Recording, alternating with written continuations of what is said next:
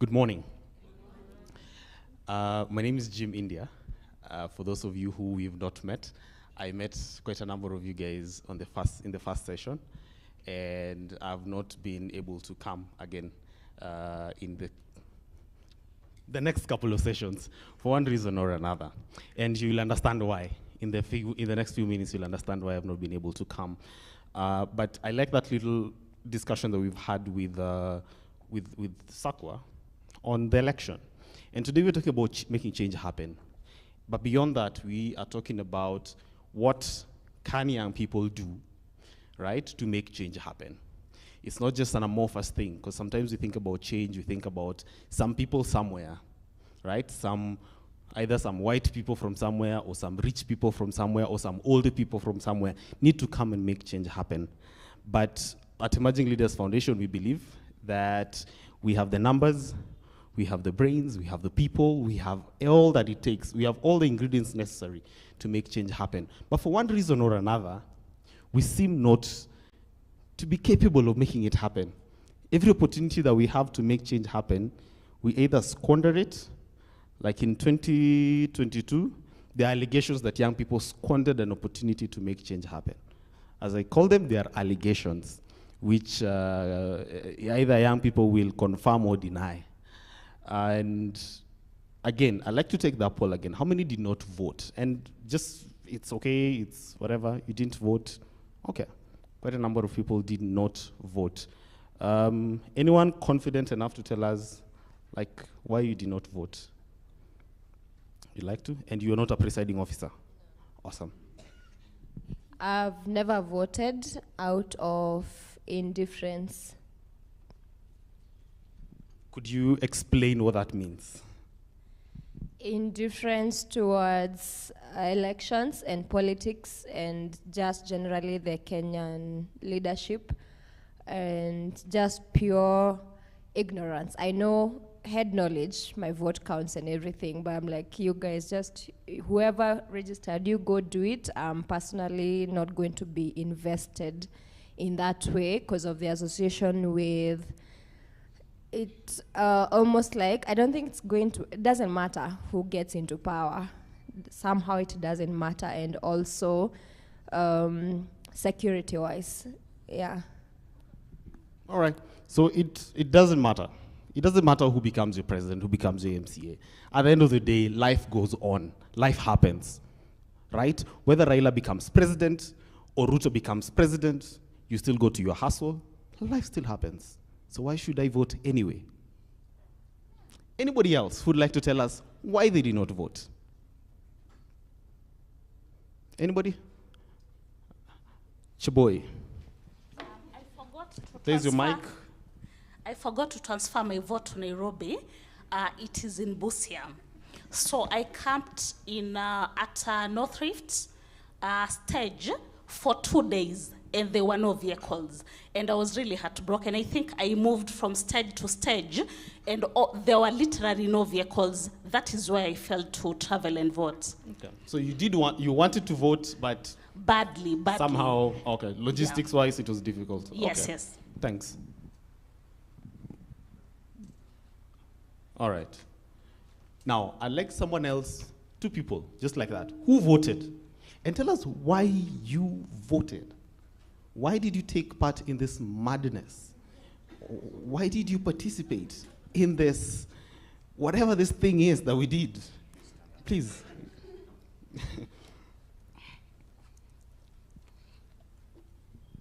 Good morning. Morning. So my name is Ruth Beryl, and to be honest, from the time I was growing up, I've heard that there was an election in 2005. Is it 2005? Yes. Yeah. Referendum. Okay, 2002, 2005 that time. My mom used to tell me, when Raila becomes president, that's what I used to hear. But after then, I don't know what will happen when Raila becomes president.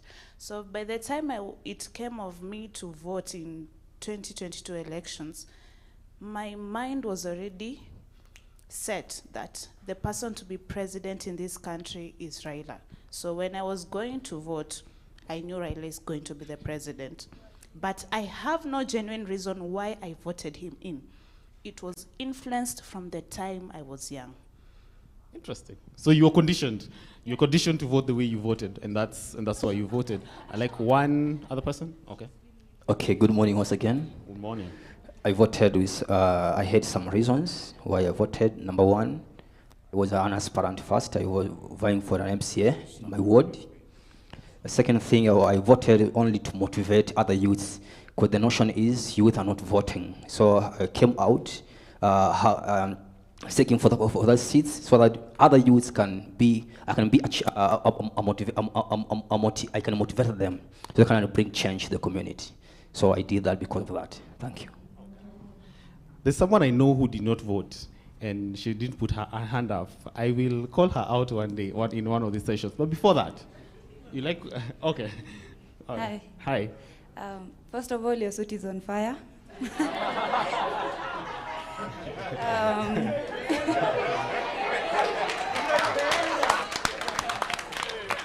You know, this is that instant where someone told the president, "I love you." I love you too. So my name is Tabitha. I voted because, number one, it was my first time. I was very excited. Second, I never really liked Baba since I was young. For the first time, I really liked him. So, so nikaamua, hey, this time I feel so different. Let me just vote. So I did. Interesting. So you should just like, yeah, I kind of like this guy. I didn't like him, now I like him. So let me vote. Okay, I'll get back to you guys in a minute. I'd like to show you a few things. So we did a rapid survey. When the elections were out and everyone was, you guys who watch TV, all the pundits, all the political analysts, all the young people did not vote. Young people failed this country. When we were looking at the lines, and I remember it was at Bomas, and all stations were like, where are the young people? And so as an organization that works with young people, we were concerned. What have we been doing in the last 5 years? If it is not translating any young people taking action. And one of the legitimate ways of taking action and making change happen is through voting, right? If you want a lot of change. One of my favorite quotes recently comes from the feminist movement in the 60s and 70s. Yeah? It says, the personal is political. So anytime you think about anything personal, this is my interpretation of that quote. Anytime you think about anything personal, there's a political angle to it. Anything, like, tell me the most personal thing. You remember that session we had on vulnerability? If you think about it, there's a political angle to it. So if the personal is political, it means all aspects of our lives have a political implication, and decisions made by us or on our behalf by others will ultimately affect it. So we decided to do a quick survey, just quick, in and out, see what's the status, what's happening. Forget about what all those adults are saying. Forget about what the journalists are saying. What are the young people saying?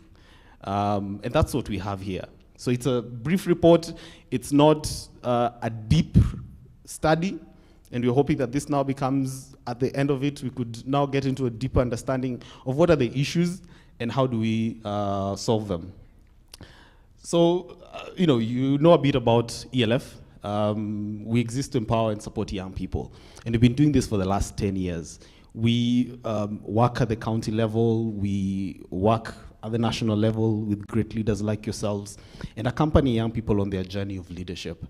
And this is a commitment that we've made to support young people to discover who they are, to connect them with themselves, and eventually set them on fire to create impact in their societies. So we've reached about 10,000 young people. We have about 1,000 alumni, and those alumni have about 100 initiatives. So one of the markers of success for us is, at the end of any of our programs, how do you translate knowledge into action?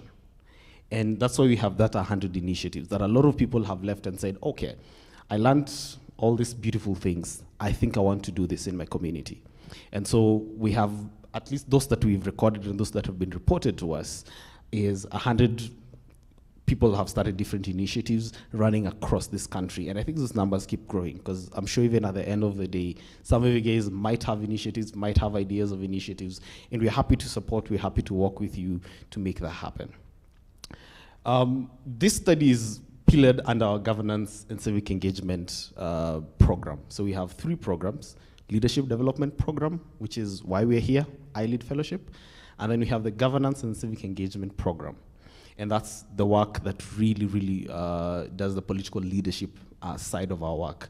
We work a lot in the counties. We're currently in 13 counties doing different programming, Tunaweza, Husika, and all of it is supporting young people, putting them at the heart of policy and political processes in the counties. Now, before this election, we were doing some work. There's some work that we were doing before this election, and our governance and civic engagement officer is here. So I'd like him to, in like a minute or a minute and a half, tell us a bit about the work that we were doing around the election, before the election, and during the election, so that we don't look like we are doing things out of nowhere, right? There's a context. Thank you very much, Jim. From the Governance and Civic Engagement program, we've been involved in ensuring that young people participate effectively and efficiently, and especially in the context of elections, we were involved in different perspectives. Number one, before election, we initiated a program called The Good Politician, which sought to build the capacity of young people to be able to participate and take action as members of county assemblies within 6 counties in Kenya. And so we were able to build a capacity. We were able to bring them into Nairobi for a boot camp, and then took them back to their counties to be able to do different campaigns within their region. And out of that process, we had 8 of them who vied at the nominational level. And out of that, we had about 7 of them who were able to go through to the final stage, but they lost at the ballot. However, we have been able to have 3 elected MCAs within our different programs that we have, and they come from Murang'a County. And this is a success of the work that we do. We were also involved in the process by participating in the election observation during the electioneering period, and we did partner with the Election Observation Group, formerly known as ELOG, and we had different staff within our community as DLF Africa who participated as first observers. There were others who participated as supervisors. We also had some who participated at the national level, at the vote tallying, and we were able to participate also in pre and post debate analysis during the debating period for the different candidates. And after the elections, we have been able to participate in the process by reaching out back to young people and to ask them what happened, what went well, what did not go well, what can we do better, what are some of the processes that we can be able to involve ourselves in order to move forward towards ensuring there is more uptake and election of young people in the next election. And that's what will be covered in the discussion today. Karibu.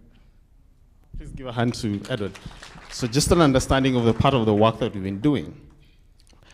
Now, in this election, we had about 22.1 million total number of registered voters, all right? And that was against, IBC had a target of 28 million, so about 6 million Kenyans who were eligible to vote were not even registered to begin with. And this represents to about 3 million bump. So in 2017, we had 19.4 million, and in 2022, we had 22.1 million. Now, the young people, of the total number of registered voters, only 39.8% were young people. So that is anyone under 35. That is the definition of young that we are working with. Okay, I know there's a lot of other unconstitutional definitions of young people out there, like youthful, young at heart. We don't subscribe to those definitions. So 39.8% were the number of young people, and it was a 5% drop compared to the number of young people registered in 2017. So significantly, young people shied away from this process. right at the registration level. And it is actually projected that of the 6 million, majority of them were young people, and majority of them were first-time voters who are not registered. Now, this number could be significantly low if you think about the voter turnout. So if you think about the voter turnout, the official is 65%. That is what we're being told by the IEBC. We're still waiting for their data and to look at that data and confirm. But what they've told us and what they told the courts is around 65%. So if that was the voter turnout, and you're seeing the number of young people, there's a chance that fewer young people actually turned up to vote. Now, of course, we had a couple of young people. Now, one of the interesting things in our respondents, of the 521 we spoke with, is that there were fewer Gen Zs. So very few Gen Zs responded. There were quite a number of millennials, and a lot of them were between the ages of 28, 29. I don't know what's the average age here. Cheboy, do people disclose their age when they come for the fellowship? Secret. It's a secret. It's your personal secret. Okay. But it was just interesting to see that we had fewer Gen Z. Do you have any Gen Z in the house? If you're a Gen Z. Okay, quite a number. Okay. So we had quite a number of Gen Zs. So we had few of them respond. We don't know if that also reflects how they voted. We can't tell right now. But it would be interesting to do a deeper analysis on the different categories of young people and see the trends in the different subgroups of young people and see how they vote and see their voting patterns and see how do we motivate them to vote and participate. So we covered 43 counties. The counties that were not covered were interesting because Bomet, Kirinyaga, Mandera, and Tana River we didn't get any respondents. Now, this could be a reflection of one, that we don't have any work going on in those counties. It could also be a reflection of internet penetration because, it was a survey, so a lot of it was happening online. So we could have excluded quite a big majority of young people who do not have access to the internet. And speaking to, part of inequalities, you guys were talking about inequalities the other day.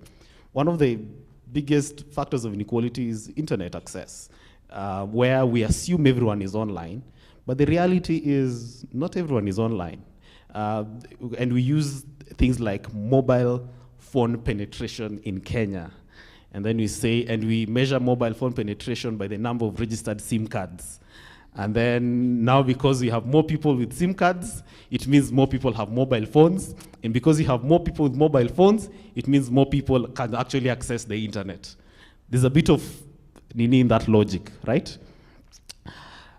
We had a lot of respondents from Nairobi and Kiambu.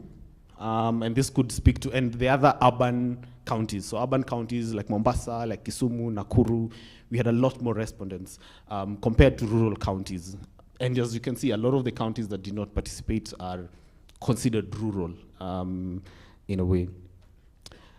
So, how many actually voted? Only 75.6% of our respondents said they voted. About 24.4% said they did not vote. But this for me is the interesting one, why they voted. Okay, so the 75.6 said they voted. So why did they vote? There's a big percentage who said it is important and their vote counts. That it is important for me to vote and my vote actually counts, it matters.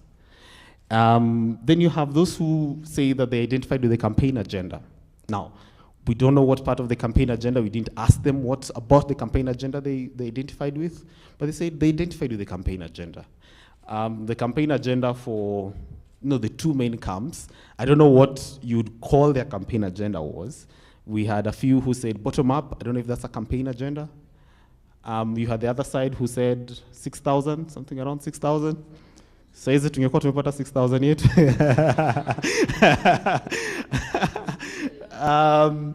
I don't know if you'd call those campaign agendas. And we would talk about it, right? And part of what the conversation I'd like us to talk about is, what does that even mean? When you say you identified with a campaign agenda as a young person, what does that mean for you? When you say that your vote matters. Now, this speaks to, people have said that there's a trust deficit between the citizens and government institutions, that citizens don't trust government institutions, right? And that there's a trust deficit.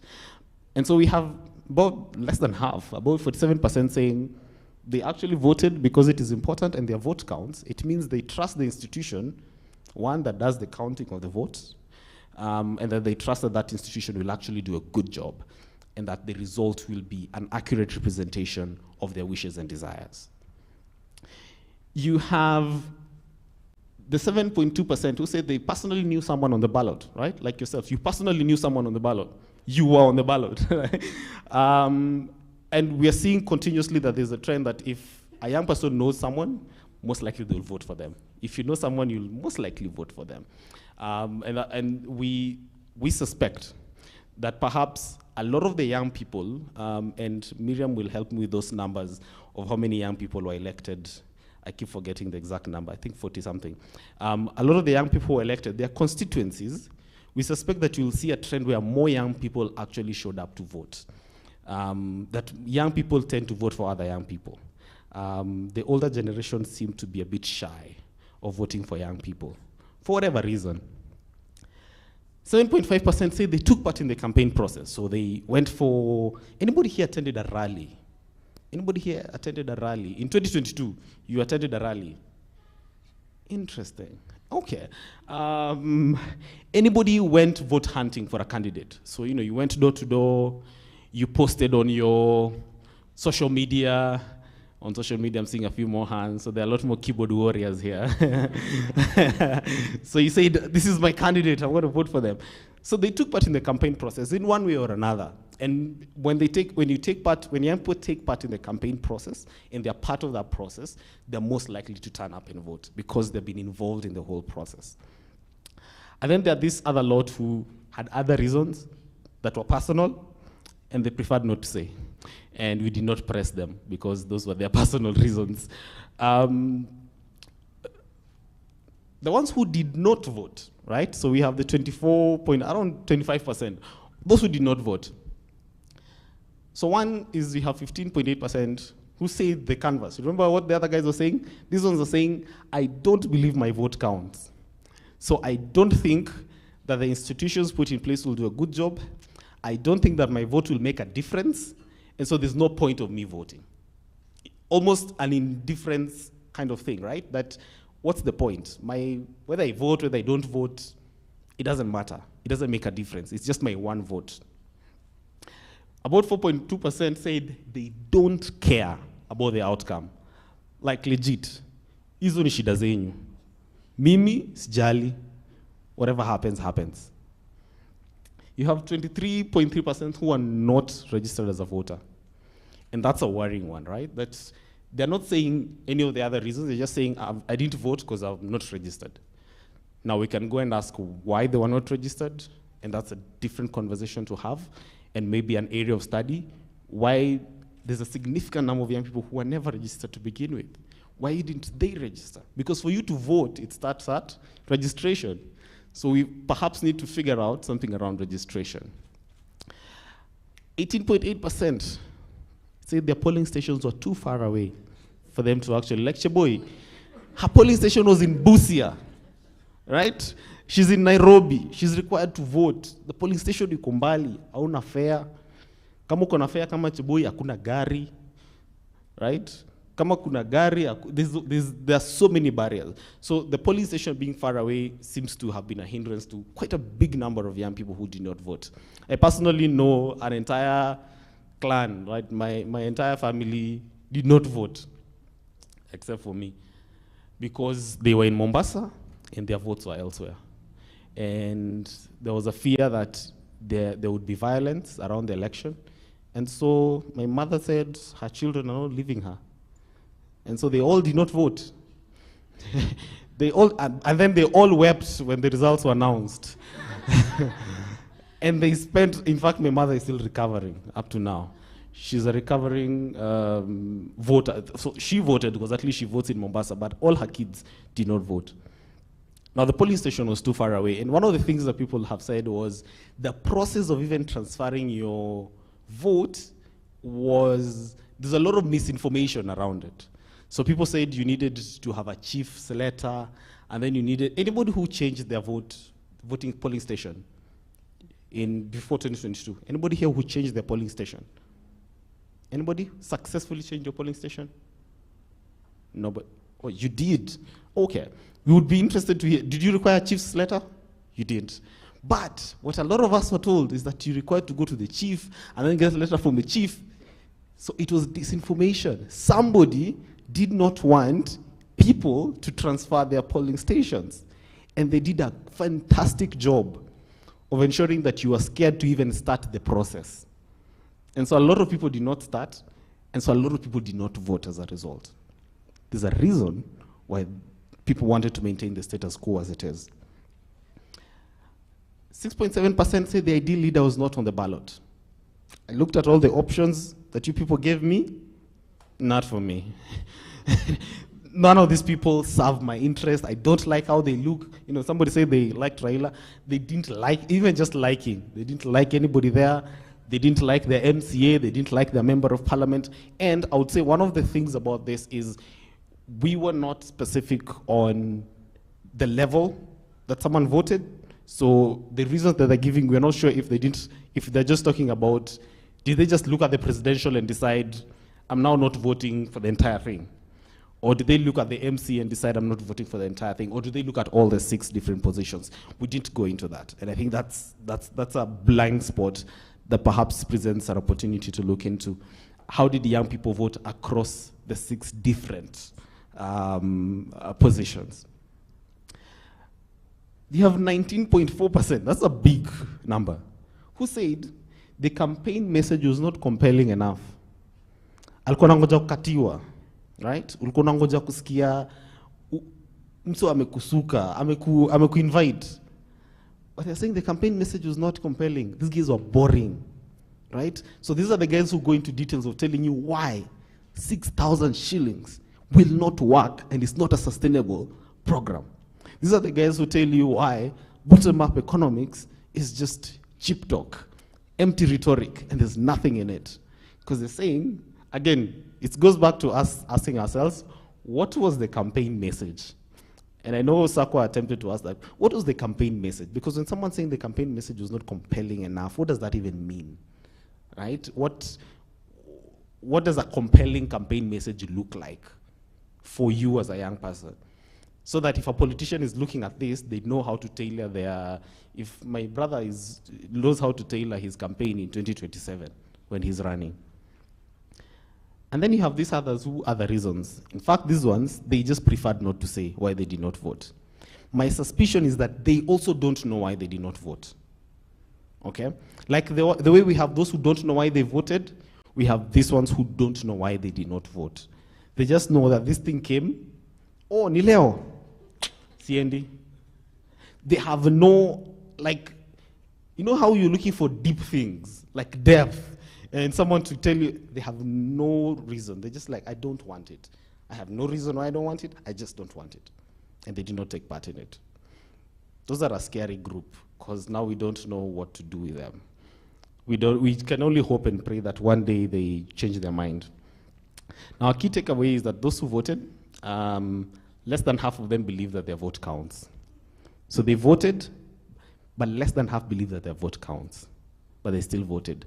That's a question of the system of the electoral system of voting. So from the party primaries, and it will be interesting to ask how many young people participated in the party primaries, because it is the party primaries that gave us the candidates that eventually we ended up with.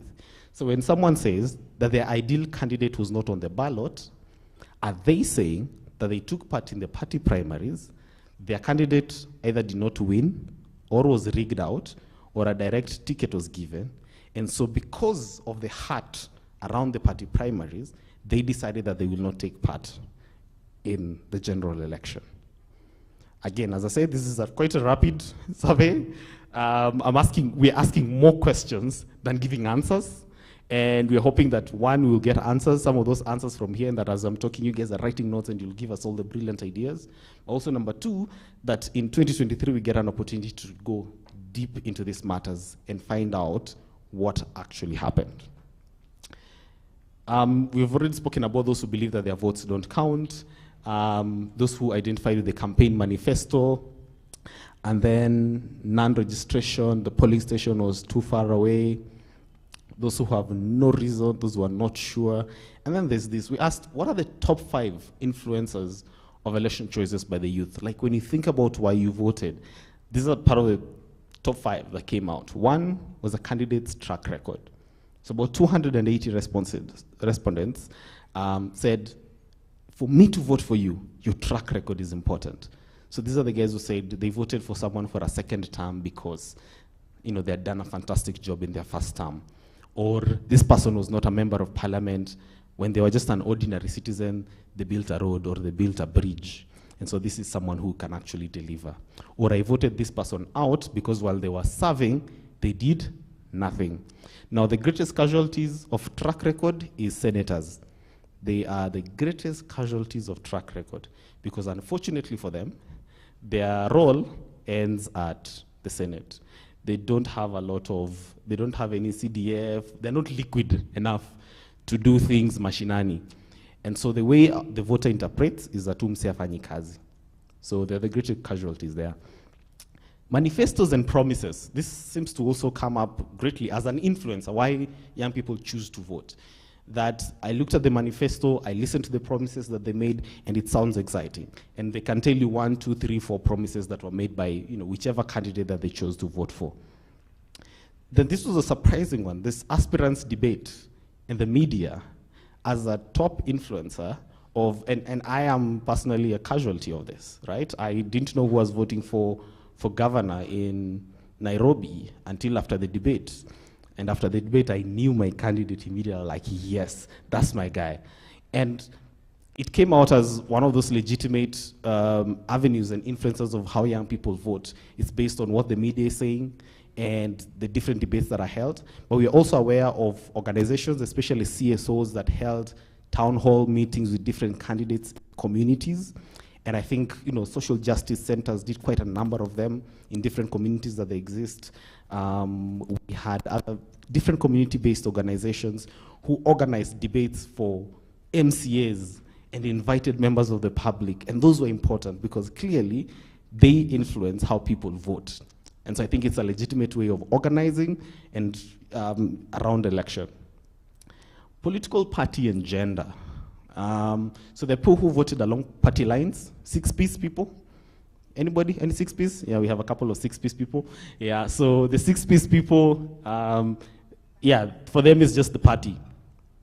But I think one of the things we need to interrogate, is it the party or the individuals in the party? Like, is it, if you removed Raila from ODM, would someone who voted 6-piece ODM still vote 6-piece ODM, right? Or if you removed Ruto from UDA, would someone who voted Kenya Kwanza 6-piece still vote Kenya Kwanza 6-piece? I think those are things that we don't know, right? We don't know because we didn't remove them.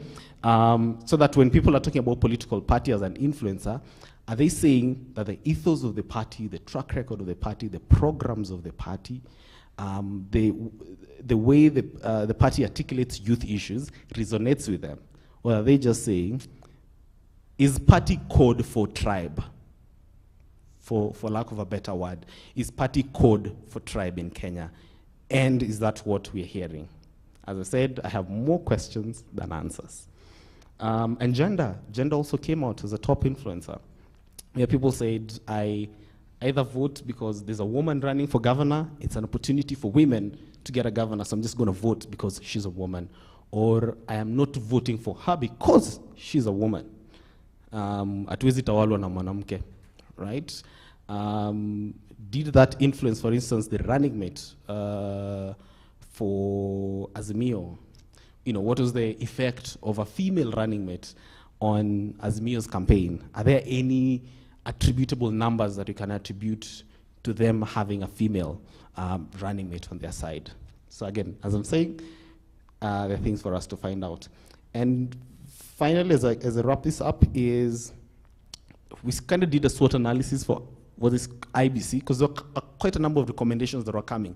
What would you say to the IBC as a young person? So part of the weakness, the strength was results transmission.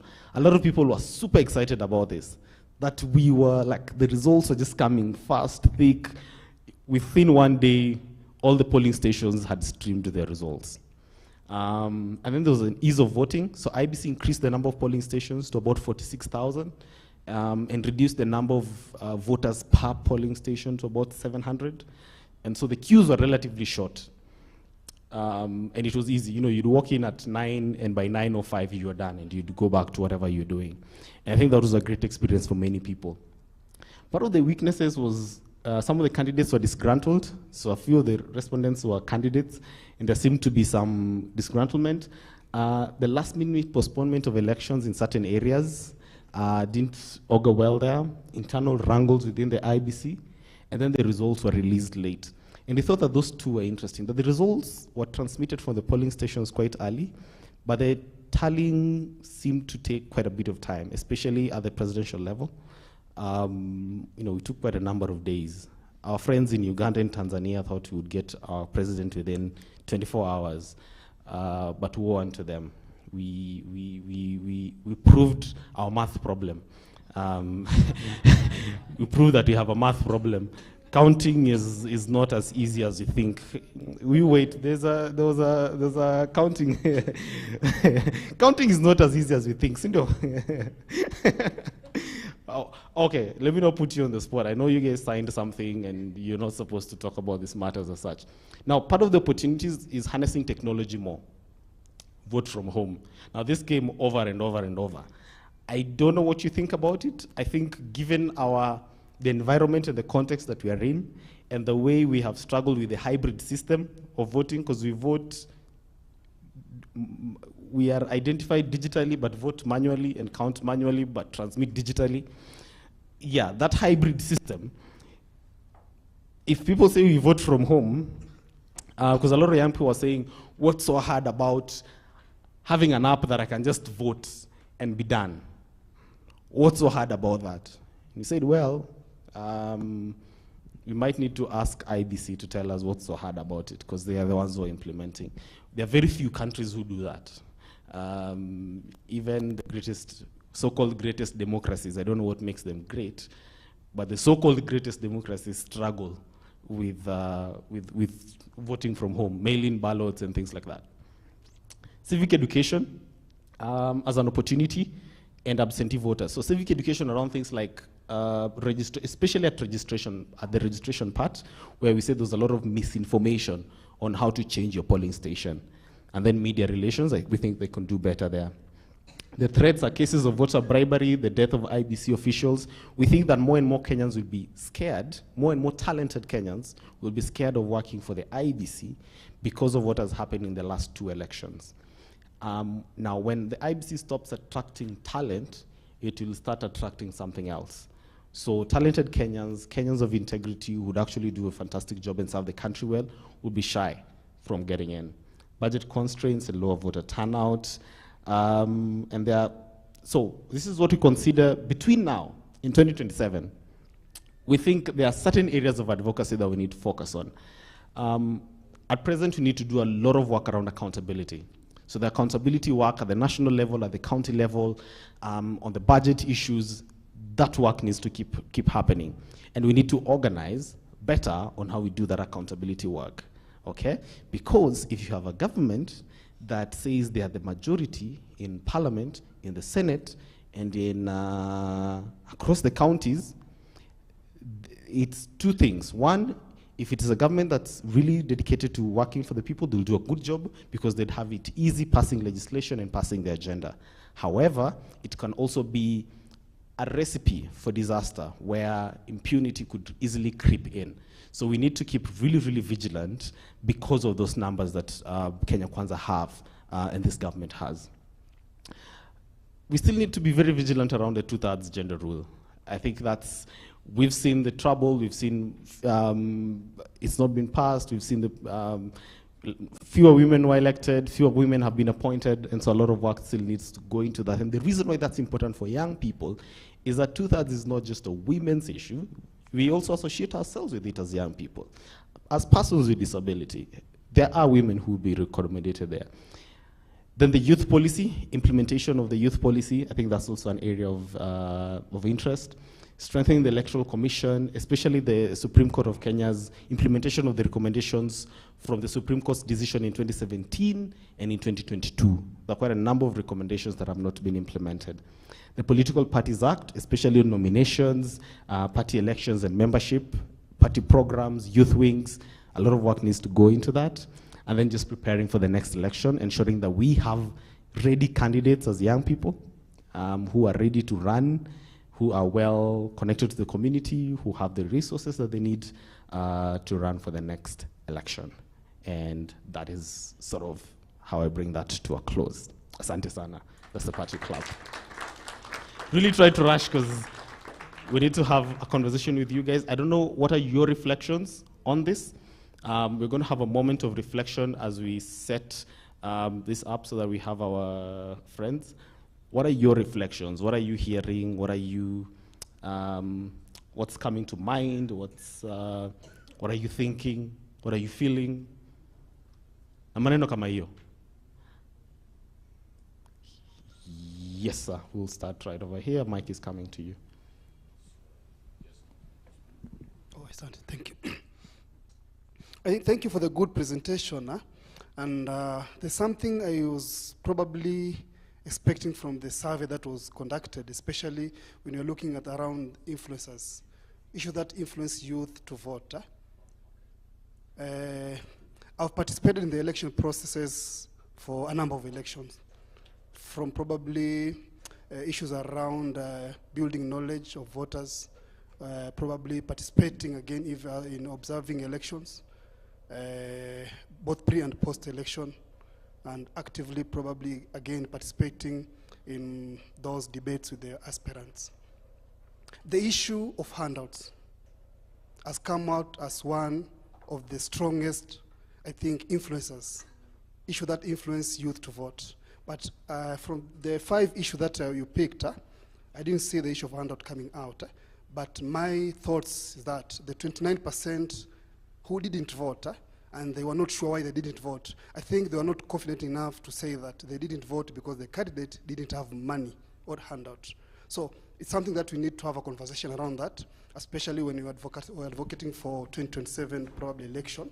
We need to have a conversation around handouts. Because, again, it can be like number 2, influencers. What influences people to vote? Majority youth. Again, another thing when you're talking about the weaknesses, this when you're sorting the IEBC, yes. Again, I was also thinking around state capture. I don't know, it can come as a threat or even opportunity to IEBC. So we need to unpack state capture, especially when you're talking about IEBC, trying to give, probably to breathe life into the I, into IEBC. Maybe that one can give some meaningful election 2027, probably. Yeah. Wow, thank you. Those are 2 great insights. And I think especially around bribery, Kenyans, most of the time we are well-mannered and we don't want to speak the truth as it is. Someone doesn't just want to say, mimi candidate hakunipea kakitu, kwa hivyo sikupiga kura, or mimi nilipewa kakitu, kwa hivyo nilipiga kura. But we think it's a legitimate thing that happens. Somebody else? Yes.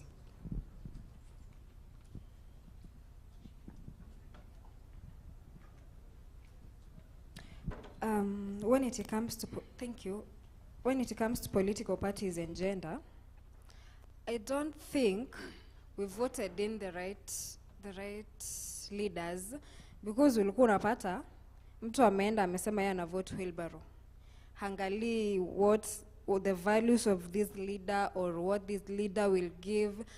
I'll give an example with us in Nyeri. I remember most people will vote in wheelbarrow. Most of you know Kanini Kega, who is now the Yela MP. So people are now saying, I wish we voted in Kanini because the MP we have right now is kind of pathetic, what people is seeing it. But yeah, I'm in politics, so to mengia ground, that is what people are saying. The MP we're having right now is kind of pathetic. I wish we brought in Kanini Kega. But why did we not vote in Kanini Kega? Because alikuwa Azimio. Because alikuwa wa Raila. We didn't look at what Kanini has done for us in 10 years. We didn't look like, we thought we were punishing Kanini and Azimio thing, but hatukuangalia sisi wenyewe ndio tunajipanish. When it comes to gender and youth, at times tunakosa kujiamini sisi youths. So tunasema huyu ni youth amekuja, hajakuwa kwa siasa, ni mtoto sana, hajaoa, thank you, hajaoa, so hajui what is life.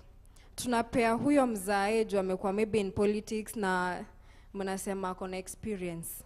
But we forget that sisi ndio tunajijua, we know the matters we are having. Sasa huyo mzee tukienda huko tunabaki tukicomplain, youths hatupati kazi. If they get in office, definitely sitakuja niache Eunice, but huyo mzee akiingia in office atafikiria nani rafiki yake pia. Ama ule mtu, nilisikia tulikuwa na a debate somewhere in Nyeri, nasikia mtu akisema, sasa hata huyu youth akiingia pesa yake atenda nayo kwa raha. But huyu mzee atatujenga. Sisi saa hii mimi nakwambia tuko na shida. In Nyeri, we. So I hope, Yeah. I'm hoping tukivote 2027, Yeah. tutafikiria as youths. Tuache kuona like, sahi politics si pesa, ni akili. Because tunaangalia mtu leo amekuja amenipea 5k, nimeenda ground. So huyu youth hana pesa ya kunipea. So sitamvote. Let's use the brains we are having, not money. Wacha tuache kuwa driven by money. Okay. Thank you. Thank you. I'll have 1, 2.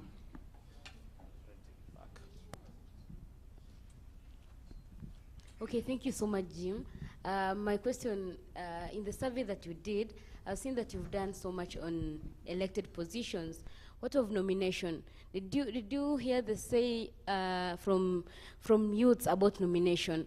I know of a friend who was told to step down because of candidate A so that he can be nominated. But at the end of the day, he was not nominated. What is the criteria? Yes, we say political parties are the one to nominate their candidates and submit the names to the IBC. But at the end of the day, are we as youth happy about those people are being nominated? Are you satisfied? Yes, so I think one of the things that you could also do in the evaluation stage, you could ask the youth about the nominated seats in this country. Thank you.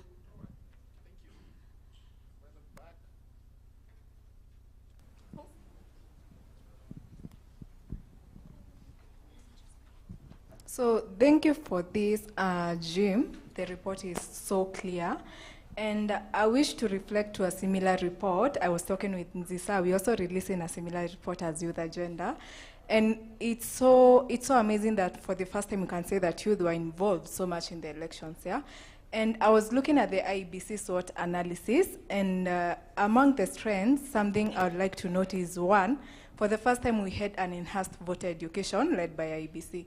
I decided to look at an example of a lady by Amina. She was so active for ground social justice centers and everything, doing the education training, and also through media, and also through something else we had, political party expo, and ABC was on the highlight doing the voter education campaign. So that's another strength. Something else on voter registration.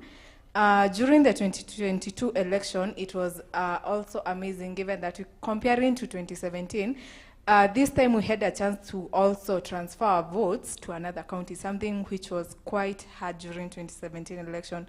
So those are two strengths. I also note with the ABC this time. And yeah. Thank you. I'm going to take like 2 more and then invite, we have a great panel who are going to also help us just look at this in depth based on the work that they do, based on their experience during the political campaign season.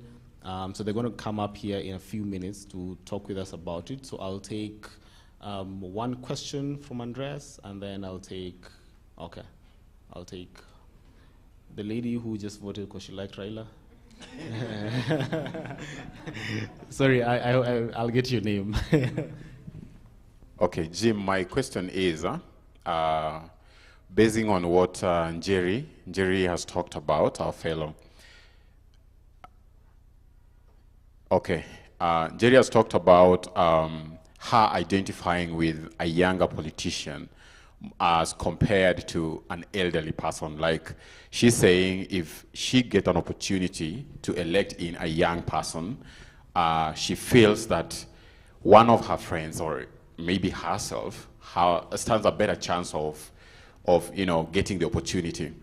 I want to use Sera County as a case study that the larger majority of young people were opposed to voting for Oburu Odinga, not because of anything Oburu said or did, but simply because for them, they wanted a younger leader. So there was a candidate on the ground who was so much unknown. He was just there virtually, but largely young people turned up and voted for him. The numbers he garnered, I don't think he hit the ground enough to even gain those numbers. So can we say that we are heading to a phase where ageism will really be a factor to determine elections, especially among the youthful constituents? Thank you.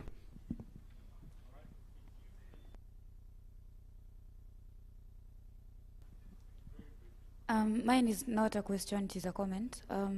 I would like to agree with the part where you said there is people who voted because of the track records. So kuna Murang'a County in Kiharu sub-county. Kuna MP wetu anaitwa Ndindi Nyoro. That guy just said, nasimama. Didn't even post up, hata haku print poster hata moja. People are like, say no more. Guy was voted back in, why? Because shule zote ziko na tiles, and we want more of this. So yeah, I would like to just agree with that part of your survey. And actually, ningefanya hiyo survey pia mimi ningesema tu hivyo, track record. Yeah.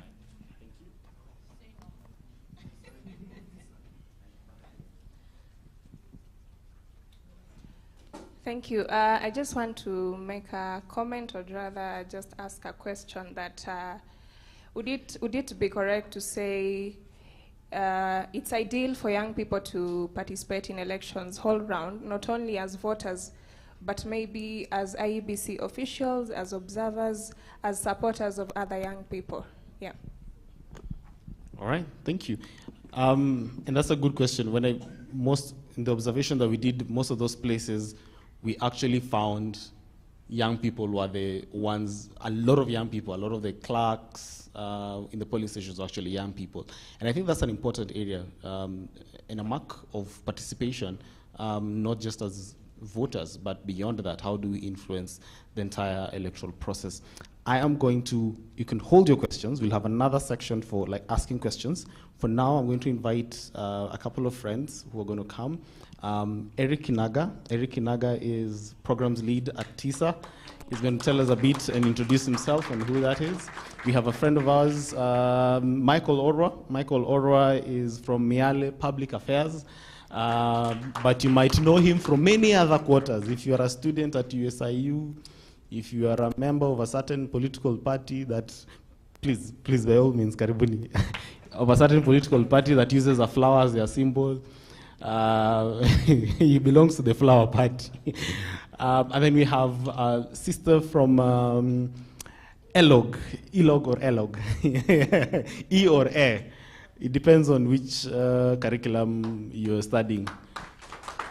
And we did quite a bit of work with ELOG around election observation, and they released interesting reports on what happened and things like that. We have one more who I think will be on his way or will join us or will not, but will continue. Lady, gentlemen, thank you so much for spending time. Saidia urwa na maji. Saidia urwa na maji. I feel like the seats are not they're not friendly. Gender-friendly. I agree. I felt it when I was sitting. They're not friendly to my gender at all.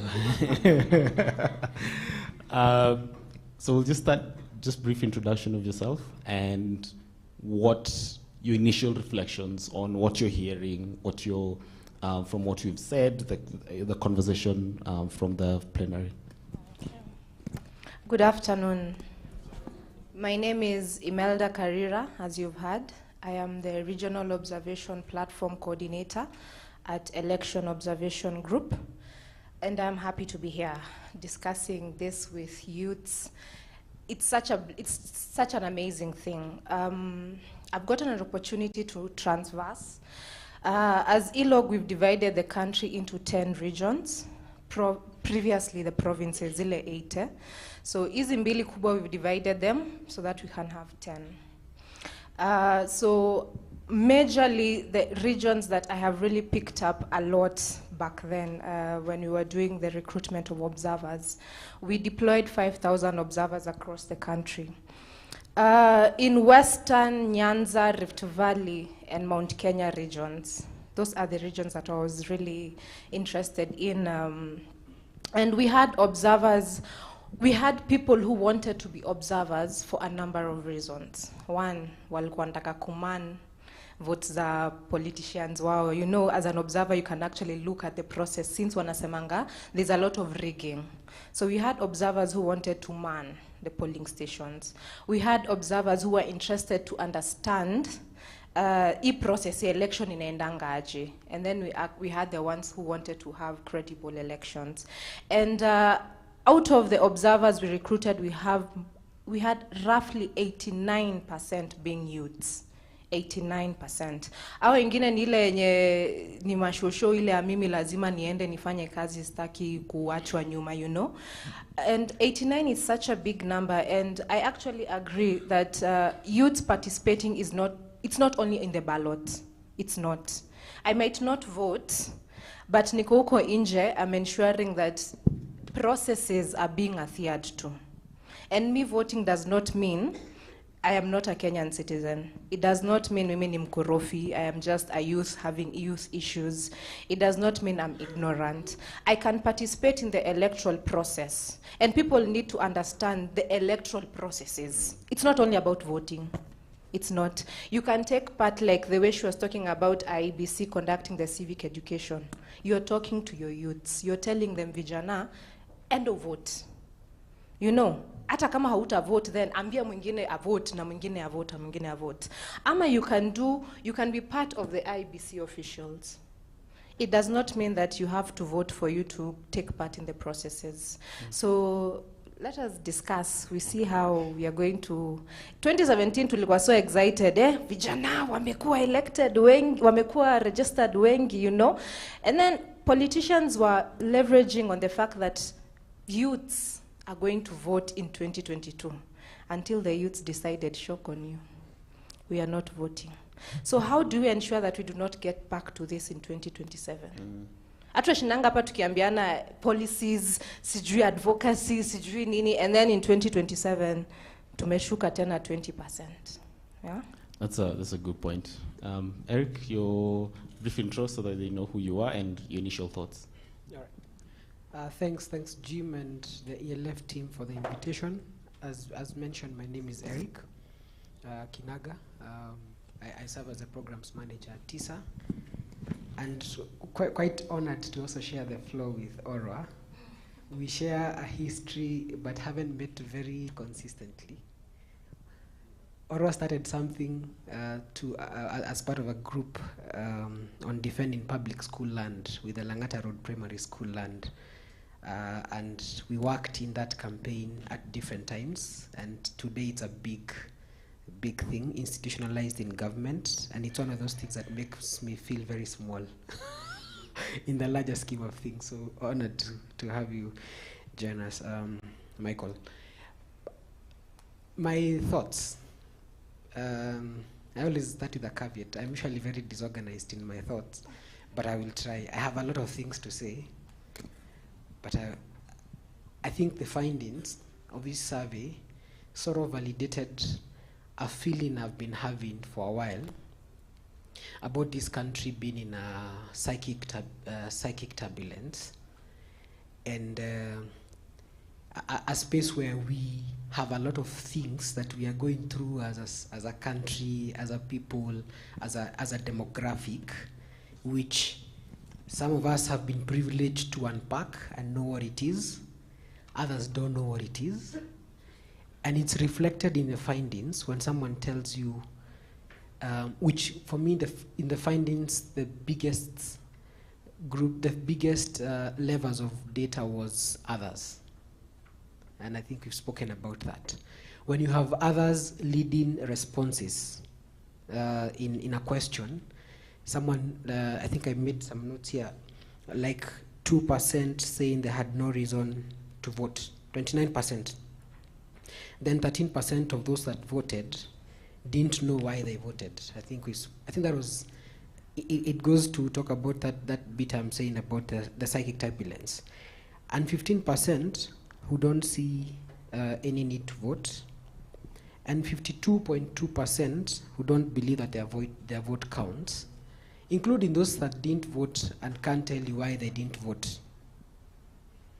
I don't know if it scares you, because it scares me, especially when I feel like it validates what I'm feeling, that there's a lot. And someone, the lady who said she grew up hating Raila, that is a psychic turbulence I'm talking about. That you have an election year where everything you knew since you were born has been turned on its head. You are told that, by the way, now you're voting for this person, but you've grown up being told you cannot vote for this person. You've lived through, maybe it's the first time that you are voting in this election, and no one in the political spectrum ever made you feel visible through an entire election cycle, because an election cycle runs for 5 years, right? In between 5 years, you felt invincible, and then all of a sudden the camera lights were on you on the election year. You know, that bit about what is it about the relationship, about how we view the youth in this country and of course in other parts of the country, that tells us about our problem as a country. Because then it goes back to the question around the tokenistic engagement of youth, of women. It helps us to understand why the 2/3 gender rule continues to be an elusive dream.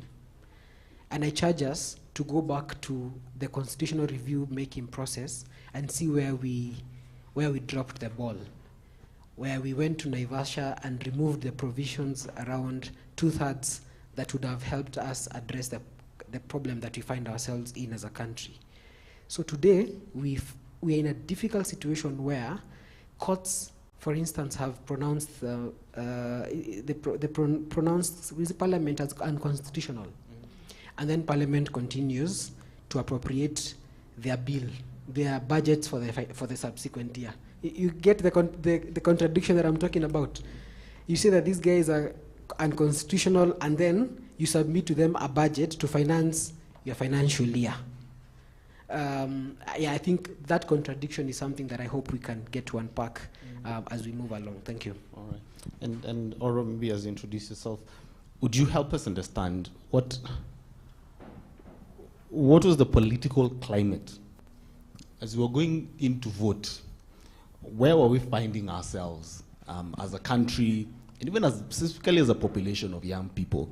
How are we being set up, or how was it set up? One, two. You're not a good man. Good morning, everyone. Oh, it's afternoon. Good afternoon. And thank you, Jim. I can't promise I'll attempt that philosophical question. It's very heavy, and it's almost a trap as well. I refuse to fit under that bus you're throwing me under. But we'll try. And thank you, my sister from ELOC, for the work that you guys have done in this election. And previous elections, always you are in between a rock and a hard surface in a country where you have a problem when there are results, you have a problem where there are no results. So it's usually very difficult. It's like the place of IEBC, I think, generally. Thank you, Eric, for your service in Shule Yangu Alliance for the Protection of Public Schools, which is a classic example of one small civic action, building and birthing a nationwide high-impact work that I think has now resulted in the titling and protection of over 14,000 public schools by government, embraced by government, a collaboration with non-profit actors, etc. So thank you for that. My name is Orwa Michael. I work at Miale Public Affairs as a principal associate. Is a a small consulting firm that does big things. So it's an integrated research strategy and influencing consulting outfit that provides tailored technical support, public diplomacy, policy advisory to clients in government, non-profit, private sector, etc. But I also consider myself a lasting friend of the sector. So I'm happy to speak in that regard as merely public affairs, political strategy, analysis, etc. I'm also, like Jim sneaked in conveniently, I have the pleasure of serving as the Secretary General of the NA Kenya Party, in which I see my role as building an institution, more or less. Catch me dead running for office, so you'll never find me. But I find it as a space to really bring the skills and passions I have in public service and civic engagement to impact on an institution I believe in. I was intimately, therefore, involved in the last election on the side of Azimio, and I summarize it as we lost an election we should not have lost. I think, do you still insist I should answer that question?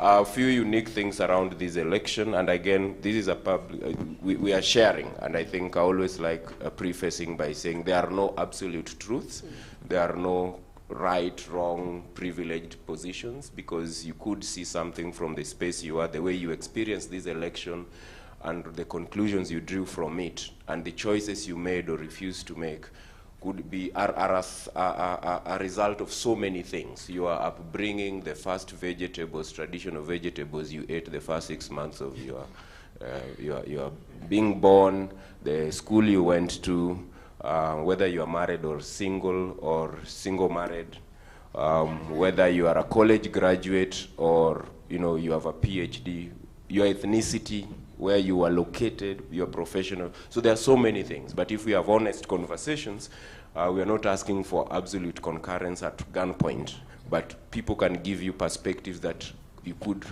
draw from in future in another space to say maybe that perspective now makes sense. So I see it as such. We had a unique election in the sense that it was a transitional election. I wear my political science hat. It was a transitional election. Typically, transitional elections are when a head of state is exiting, and there will absolutely be a new head of state unless there's somebody messes with the constitution or something. So this was a transition. Typically, transitional elections are very emotive, heavy. There's so much at stake. But we are Kenyans. Every election is emotive and has everything high stakes. So you cannot see, you may not be able to see the distinction. It was unique in many ways. One is that we had a confusion of terminology. So the idea of incumbency was totally confusing in this election. So who is an incumbent? Typically, so we have an exiting president, but we have an incumbent government. So Ruto was effectively a deputy president with all the influence and benefits that come with that. He campaigned for a very long period using the state machinery. Uhuru was exiting. They are no longer BFFs. So you have two governments in one, or one government in two parts. And so that was a little confusing. So Raila, who is the traditional opposition chief, is now being also framed as an incumbent because of the controversial handshake. And so he's in government and he's not in government. So people are trying to figure out, so is Raila Uhuru and is Uhuru Raila? And so that was the first confusion. And these things have really impact in terms of clarity around voters and choices. The second one was we managed to frame, I think it's a unique and positive thing, this election.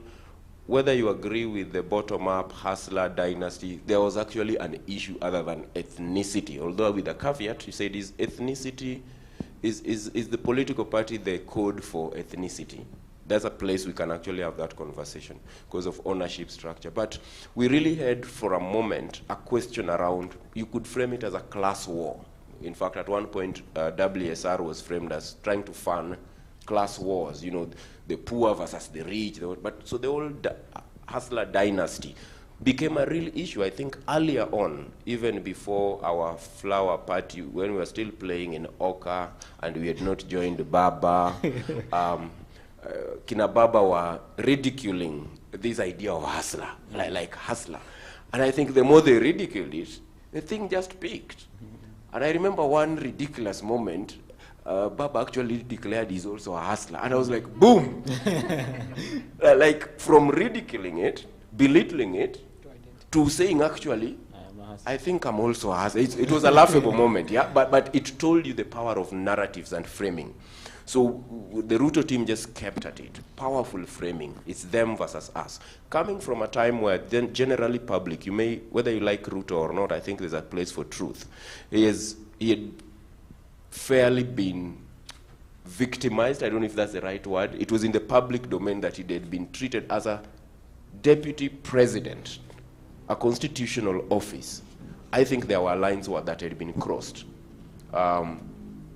Under Moi, you would have said you just fire the deputy president. Constitution of Kenya made it impossible. So he continued to be deputy out of the strength of our constitution. But he also faced significant humiliation, which made him an underdog in this election. So he's an incumbent who is not an incumbent. And he's built this powerful narrative of them versus us.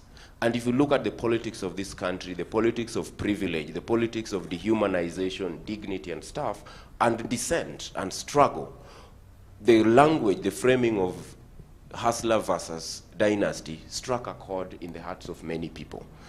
And so you could tell, then he built a constituency around that. Okay. We went to wheelbarrow as a sign. We ridiculed it out of town. Then they came with the frame, kazi ni kazi. And that also struck a chord, because there are people who actually don't even have that job. So I think it was a very unique election in terms of there were real issues, whether it's economic empowerment, whether it's bottom-up. Forget that Alice Wahome could not define bottom-up at one point, but it made sense to many people that whether you say we are lifting the poor up or we are growing from the bottom up, whatever it is, it just struck a chord. So I think it was a really unique moment. On the other side, there was almost a sign of inevitability. Giniwasekao, my relatives would say, hashtag Giniwasekao, it is home. What did that impact in terms of voter turnouts, overconfidence? Did that have a psychological impact on the teams themselves about a false sense of arrival? A lot is still out there. I'm assuming for the next couple of months, people will be searching within themselves, individually, collectively, to just understand for better, not to look back and, you know, cry over spilled milk. On young people particularly, I think I spoke during the election, I think it's a Siasa place, around the declining number of young people as a percentage of total registered voters. It was a new phenomenon because typically young people have always been seen as a bigger majority of the voting bloc registered to vote. I think if I quote, I remember my conversation with Siasa Place, this election had, when we closed the register, it was the first time in a very long time we're having actually younger people's percentage as registered voters declining. I'm not saying there were fewer or a minority, but it was declining from, I think, what it had been. Yeah. I'll stop there. Okay. Thank you. And Imelda, so you guys were doing the observation, and typically you observe before, during, and after. What are some of the things that you had observed that either confirmed what happened on election day or what did not happen on election day? What are some of the things that you had been seeing, patterns and trends that you'd been seeing before the election? When we were doing the voter registration, we normally have a team of long-term observers who are also observing that process. And we also have a roving team that moves around to just oversee the process. So I remember I was part of a team, at Simbali, hapa hivi Nairobi, hapa Langata. And when they were registering, there were youths uko hivyo kwa kona. They're not coming to the IBC officials. They're just observing. So we approached them and we asked them, kwani nyinyi hamchukui kura? And they asked us, ya nini, na washajua nani anaingia. And it's a topic that was everywhere. We all knew who was going to become the president. Why did we assume? We were talking about deep state. I don't know what deep state is. We were talking about hakuna venye government itashindwa. We were talking about ikitu ishapangwa. And that is one of the major reasons why a number of people did not turn to vote, especially the youths. Ile nye tunasema, I mean, we already know who's going to become president. Hata nikipiga kura, itasaidia aje. And as much as you try and tell these people that whoever becomes president, sote tunalipa unga 230, they couldn't understand. Wao walikuwa wanajua hizo ni shida za wazazi. Wait until you grow up. Ujue you can actually face whatever it is they were facing. So the narrative of we all know who's becoming president, the narrative of my vote does not count, the narrative of it is just wasting my time, that was one of those were the three things we were experiencing everywhere. Everywhere, ata in your own home. I remember I had to change my vote. And the reason why I changed it is because, one, I was not comfortable voting where I used to vote. Uko ni ushago hata sijui na votia nani in Mavoko, so I took my vote because of my parents. And also we were having this issue of vijana wanasema nimeshindwa kubadilisha kura. So I took it up to myself and decided wacha tuende tuone. And as much as we like to complain that the system is very rigid, we have a problem of last minute. Hakuna venye utaenda kwa IBC atunda kubadilisha kura 2 days to the closing date. Akwapi, what's her name? The one who was going to Busia. You should tell us when you are going to change your vote. There's no way you can say that you want to change your vote when we are closing the process. Hata ukitaka file your returns, you know how KRA system is becoming. It's hectic towards the close. So one of the major problems we have at youth is tunangojanga last minute. We want to make a change the last hour. Hapo hivyo when the systems are crashing, when IBC is tired, when there's a lot of pressure, that is when we want to change our votes. Two, we are scared. We are scared of insecurity. So you're safer at home with your tribes people as compared to, let's say, me moving from here to maybe Kisumu. I don't know anyone there. And maybe that's where I took my vote in Kisumu, because I was working in Kisumu, you know? So we are also scared about that. And then this influence we normally have, umekaa na vijana mtaani, we are seated here and then we are telling guys, una vote? Amambia, mi maze, siju kama nitapiga kura. And then you start having a negative discussion and there's no way you're helping each other. So nikitoka hapo hivyo, I'll be like, si alisema vote, so hata mimi naenda kupiga kura kwa nini? And then you find your parents, the people who you look up to, are telling you the system is corrupted. You grew up knowing Raila was meant to be the president. This is someone you look up to, your mother. So hata akikuja abadilisha kuambia, by the way, we are changing to Uhuru, you're thinking, but mom, you told me I should vote for Raila. So also the kind of conversations we have amongst ourselves in our households, in the community, also affects the kind of decisions vijana watakuwa nazo. And when you talk about campaign agenda, hiyo yenye ametuambia ya bottoms up, everyone identified with bottoms up. By then tumetoka COVID, tumetoka sijui wapi, we are struggling. So when he comes up with a slogan, bottoms up, whether we've read the manifesto, you understand, anatutoa huko chini, akitupeleka huko juu. Raila comes and tells you 6,000. Hata ujui natoka wapi yo 6,000, but you know that is free money. Yeah? You're excited. That's a campaign agenda. You know, anatutoa huko, anatusaidia every month. And then Roots comes and tells you we are going to farm marijuana. Legalize. Hapo hivyo you're thinking, by there I can make a lot of money. You know, so you and selling venom na zile zina makagari ya haina, you know. So they come and sell you these things because they know the kind of mentality we have. Wanajua, wametupanga. Wanajua vijana, you sell it easy to them and that's it. That is it. Wow. So one of the things that I've had some of my siblings and young people I've spoken to, they've said, look, this system hasn't worked for my parents. I've seen my parents vote religiously since I was born. Their lives hasn't changed in any way. If they were sugarcane farmers, in fact, they even stopped farming sugarcane. But they have continued to religiously vote. And so I don't see how voting helps anyone, because my parents have voted and I've not seen how it has helped them. So why should I be part of whatever this thing is? And it's the one question that I never had an answer to, because I want to say it makes a difference. Like my parents, it has not made a difference. Their lives have become much harder because they have voted. Not really because they vote, but the more they vote, the more I see their life becoming harder. And then you have this category of young people who kept saying they didn't vote because their vote, it doesn't matter. They don't care. How do you make sense of that situation? And I'm throwing that to you because you started by saying there's this need that's really disturbing you. How do you make sense of that situation where young people just saying, I don't care because I've not seen this thing work? Is it even working to begin with? Yeah. Thanks. I think, and there's a lot of that. There's a lot of that along within Kenyan households. And there are a couple of things I think I could attribute to. The first one is we've not told all our stories.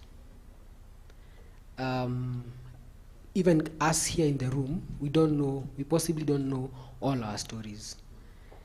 There is a conversation we were having, I think, about 2 weeks ago, and we were remembering just over lunch with the ELF team. Actually, this is my second engagement with ELF, and the first engagement with ELF, I learned that I'm related with Mwaura. Because we were trying to remember, and Mwaura was trying to remember the struggles of his father, and I was trying to remember the struggles of my grandfather. And that memory brings us back to where my grandmother and his dad are related. And then I asked my mom, and they're like, man, that family has fought for this country. There's a part of our history that has not been clearly presented to us. You would be surprised to learn that if you went back deeply into your family history, you will find people who somehow went to the forest or organized as trade unions or just did something small that contributed to the fight for independence. If you look at the mainstream history that we learned, we can literally count the number of names on our fingers. About the Kapenguria 6. Many of us think that this independence was won by Kapenguria 6.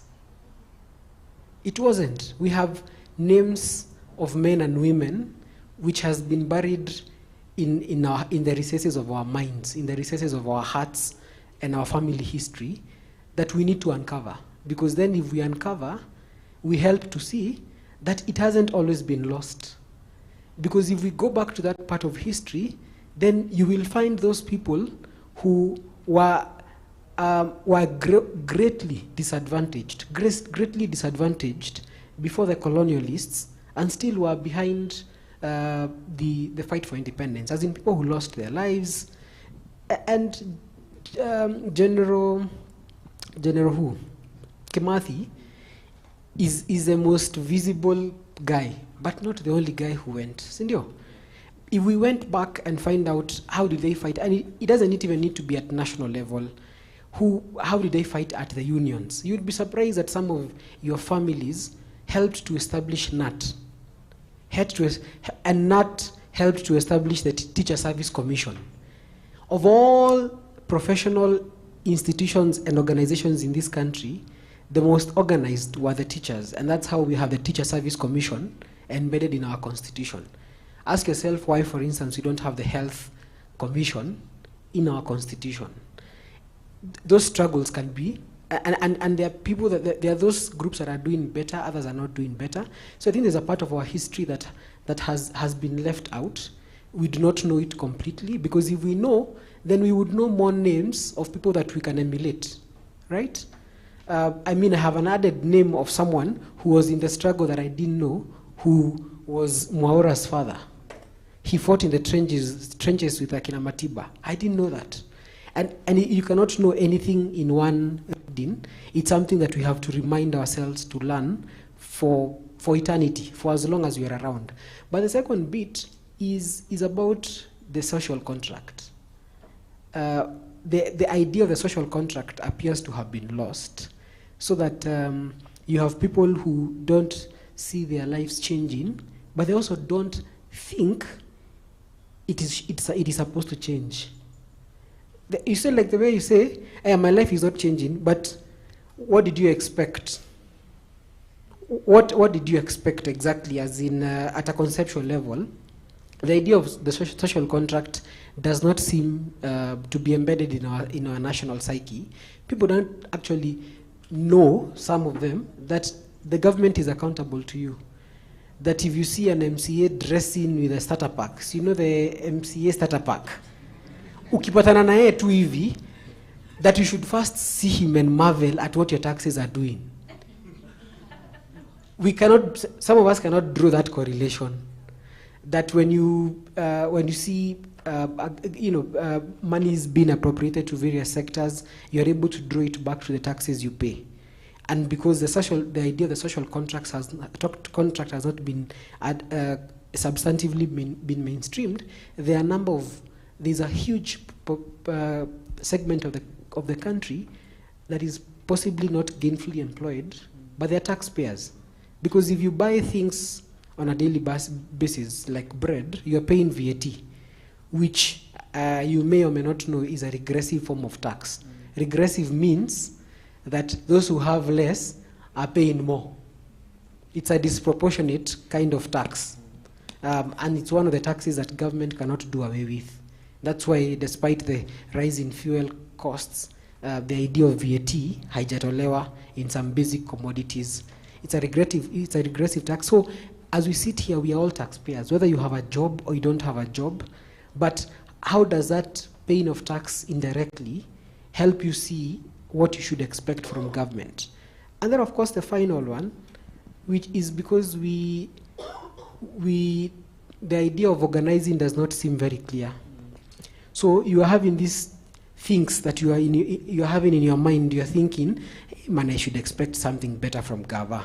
Someone else seated next to you is telling themselves that, but you're not talking together. So you don't know that you both have the same expectations of government. That is why, in a study by Aga Khan, the 2016 study by Aga Khan University showed that 60% of Kenyans, actually 73% of Kenyans, are afraid of taking matters into their own hands, like demonstrating, calling for better from government because of fear of retribution. Who are these? So it means that if you were to hold that, if that was true, that 7 out of us in this room, if you were faced with a situation to take an action, you wouldn't, because you fear retribution. And yet, we are the majority. See that idea of individualism, which we continue to propagate.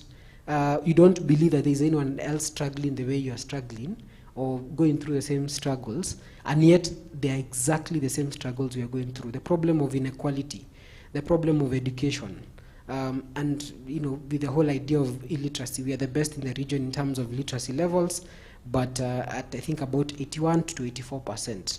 That's on the functional literacy, as in mainstream literacy. We have the other problem which we have in this country and the region of functional illiteracy. You went to school, you are properly educated, but you have not been equipped to compete with the global market. And if you look at the shifts, the trends in demand and supply, is that highly skilled, the world over is in high demand, very high demand for highly skilled labor. But then come back to where we are and see to what extent are we skilled for this global market. So you have a sense of people who are really educated, but they're educated because they seem educated because those who went before them were not educated. So they don't think there is anything better beyond maybe a master's or stuff like that, beyond that space. And so that idea of functional literacy, and then now the biggest problem of political illiteracy. Yeah. That problem where you don't think that the person who is political. You don't know, and if you know, like today, if someone had it today for the first time, hey, they're like, hey, it's a nice quote. I can put it on my Instagram as a caption, but in the recesses of their mind, the recesses of their heart, they don't believe in it. Yeah. Wow. I think Eric raises an interesting point around individualism and the collective pain that we have as a people, but we experience it at individual level. We have a collective pain that we experience at an individual level, and every time you think you're the only one experiencing it, right? So you think that if you're not able to take your kids to school, it is your fault, yeah? And I keep being told that if you can't pay rent, it is your fault. You're the one who doesn't. If you can't find a job, it is your fault. You're the one who's not doing a nice CV. It is you. And so we experience that it is a collective pain that is experienced at an individual level. And so we go through this in our own different corners, thinking, if only I worked hard, if only I was better connected, if only I went to school, if only I did this.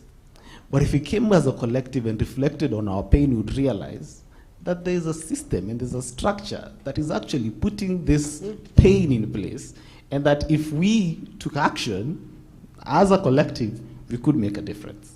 Okay? That's the lesson of the day. I'm going to come back to us for any questions or reflections as Aurora answers my questions. So if you have any questions, we'll take a quick one because I've just been sure I need to wrap this up. Reflect on it, write it down so that it will be quick. Yours can be more of a comment than a question. It's okay, we'll allow it. This generation has been blamed of not being like the 1992 generation and the liberation generation, and we want things easy and we want to demonstrate on Twitter and we don't want to go on the streets. We are not like the Matibas. We are not like Tom Mboya was minister at 29. What are you doing at 29? I'm just saying, it's hard, pressure. So we've been blamed of being, in fact, we call the Sera generation, right? That we want to be spoon-fed. And that, what do you think? What do you think of that? I mean, any truth to that narrative? And do we have to be like the liberation generation? Can we have our own struggles that we can coalesce around? And what would those struggles be? You have a lot of struggles. Those struggles may not necessarily be the 1960s, 70s struggles, but they're legitimate struggles in themselves. And I use the we here really in a very generous, broader way.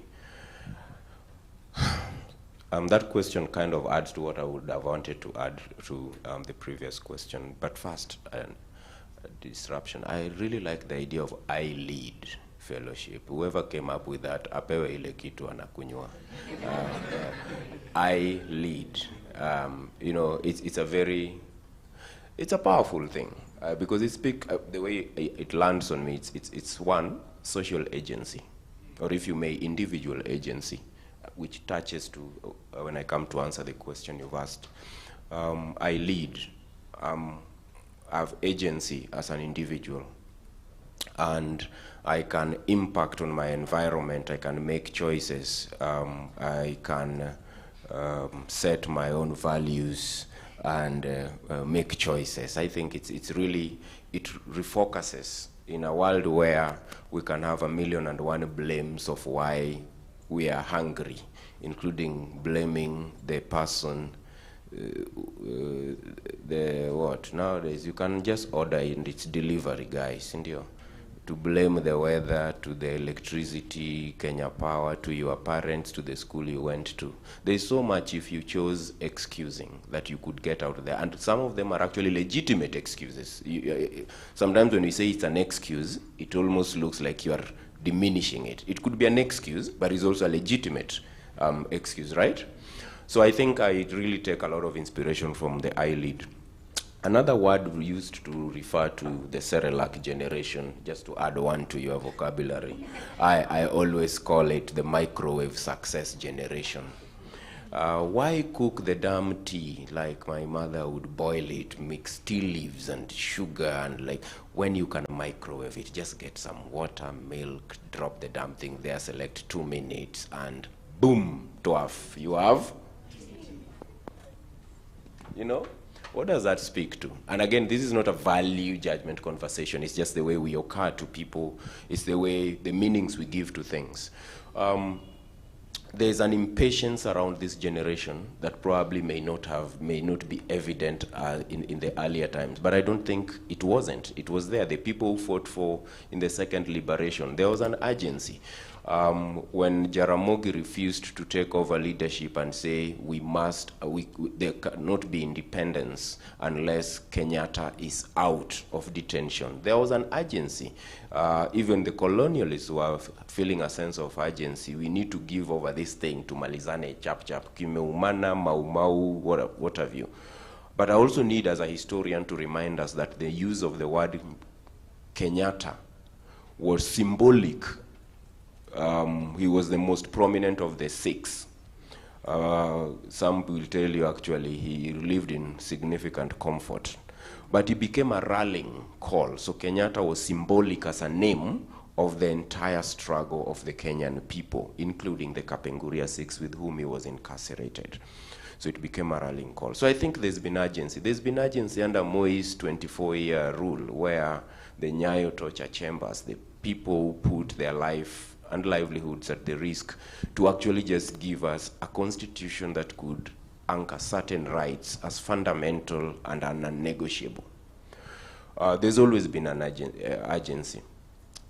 But when you talk about your generation, your Gen Z, Gen Y, then we say there's no Gen X, eh? There has to be something. They should create something called Gen X.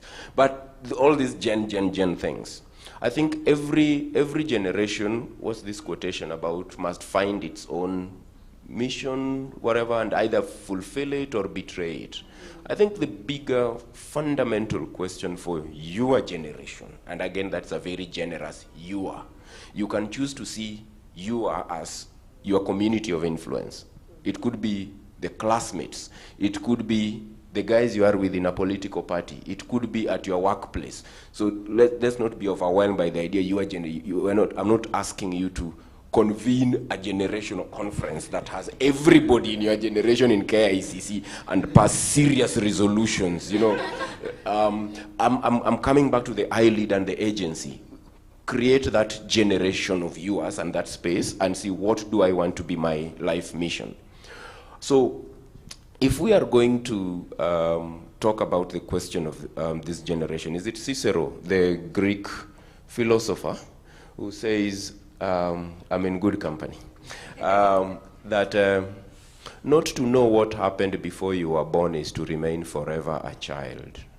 In a country that has historically significantly moved away from the value of history, even as a subject of study, just history, knowing where we are coming from, we cannot blame subsequent generations if they are a little delinked and detached from understanding that history that maybe I learned.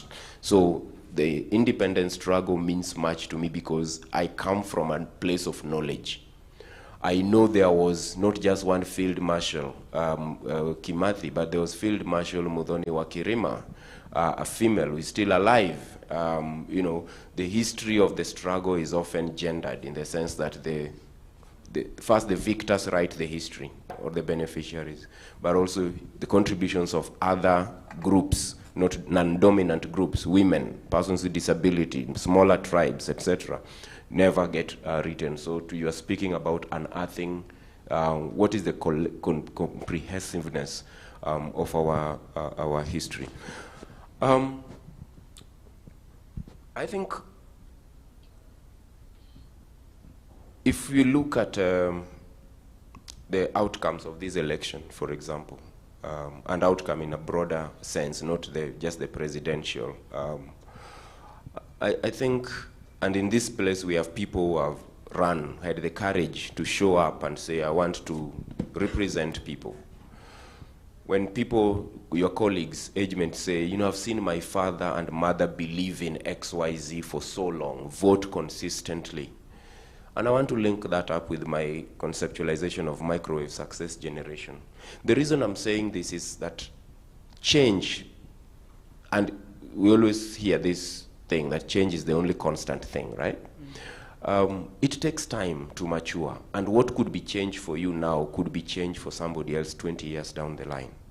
What is our obligation as active citizens, as responsible citizens, as conscious political actors, as I-Lead fellows, is to find your space and contribute to that change. They say you plant a tree, not because you will sit under its shade. If we think of that and for a minute removed our personal, very subjective, private interests and the here and now of what is in it for me, we might start to see a bigger picture. That those struggles for your parents who continuously voted, I am one person who is committed to voting every time there'll be an opportunity to vote. In fact, I will always vote. And it is not because in every place I'll have an opportunity to see, I know this person, I interact with them. I have voted because I'm looking for, I have no favorite MCA candidate in Mirema, and we have a candidate as NAC Kenya Party. So that is I think that is legitimate enough for me to decide, okay, I didn't have an opportunity to listen to all of them, but that's my criteria. I have a presidential candidate, why am I voting for them, or why am I voting against the other person? Increasingly, we have a democratic process where elections are built around why you should not vote for the other person. So it's not really conscious, value, positive, value-based voting. I choose, as I finish this, that we must see change and transformation as a process. And it could be a generational. It could be a multi-generation. A generation, historians say, is 20 to 25 years, one generation to pass. So if you're looking at 2 generations, imagine change 50 years from now and reduce yourself to that person who just asks, what would be my punctuation in that journey? Our democracy is maturing. The United States democracy is still maturing. You know how long they've been a democracy in the modern sense of the word. We've just had a transformative constitution about 10 years ago, 10, 12 now years ago. It is still struggling against the forces that do not want its birthing. Who are you going to be in that situation? As an individual, as a community, as a sister, as a brother, as an aunt, as an uncle. I think, to me, that is how I would reduce our struggle as a personal level. Because if you look at the bigness of the struggle, you might say, you know, I am just me. I am just me. But if we all exercise individual agency, we might reach a point where that confluence becomes an immovable force, and we can bring some really transformative change. Yeah. Thank you. Thank you. That's a good place to clap. Any seriously burning question, and you need to demonstrate that it is burning. So you guys can make, because it's your lunchtime. It's your lunchtime. Eh? So we need to make it as quick as possible. We've been joined by Wambua. I told you guys that he'll be joining us at some point. The conversation is far much advanced, but it will give you an opportunity to give us some of your reflections based on the report that we had shared with you. I will have 1, 2, 3, 4, 5. So let's just start. Haraka tu tukisonga. My question is... And is to whom? To whom? To, basically, to the 3. We're youth. We are talking about youth and elections and the future and the change. What are you people doing to bring on board youths? If I look at the 3 of you, you actually almost falling out of the youth. Looks are deceiving. looks can be deceiving. I'm talking about the 4. I'm looking at the 4, so I'm like, ni kutoka mnatoka kwa hiyo stage ya youth. Wewe ni youth wangapi umeleta on board? Yeah. Retiring age, it's 60 ama 55. So mimi nikizaliwa, if you're youth at 25, you get employed, ukifika 30 mwenye amezaliwa ukiajiriwa atakuwa youth. What are you doing to bring huyo mtoto alizaliwa ukiwa kwa kazi kumleta ndo at least ukifall out uache a youth in that generation or in that place of your work? All right. So thank you for that. Just pass it back. Hey, what are you doing to? Hey, okay. Hey, okay. Thank you. First question to Imelda. The African Union, EAC, IGAD, and all the multinational organizations that were observing elections in this country had this policy that no Kenyan will be allowed to participate in their missions. ILOG, on the other hand, had Kenyans. Don't you think that brings in a root of conflict of interest? Let me demonstrate with a case study. You had John Kidongo, according to the Supreme Court, using your branded merchandise, recording videos that were hot air. Yes? That's one of the case studies. The second one to Eric, you brought in an interesting perspective on illiteracy. And the role of a parliamentarian is representation, oversight, and legislation. Representation. Who is going to represent the large population that is illiterate? Let me give you a case study also. Honorable Esther Keino, from 2002 to 2007, a Harvard graduate, never uttered a single word in parliament. While on the other hand, Maison Leshomo, an illiterate, she did tremendous work for her constituency. Thank you. All right. Next to you, right next to you. Hi, everyone. My name is Gladys. Mine is just to appreciate what ILOG is doing. I was privileged to be an observer during these elections, and I could just observe. I observed and saw that as much as people say youth didn't turn up, there was this and this happening, youth did turn up and youth did vote. But what I really urge us to do is participate more on civic education.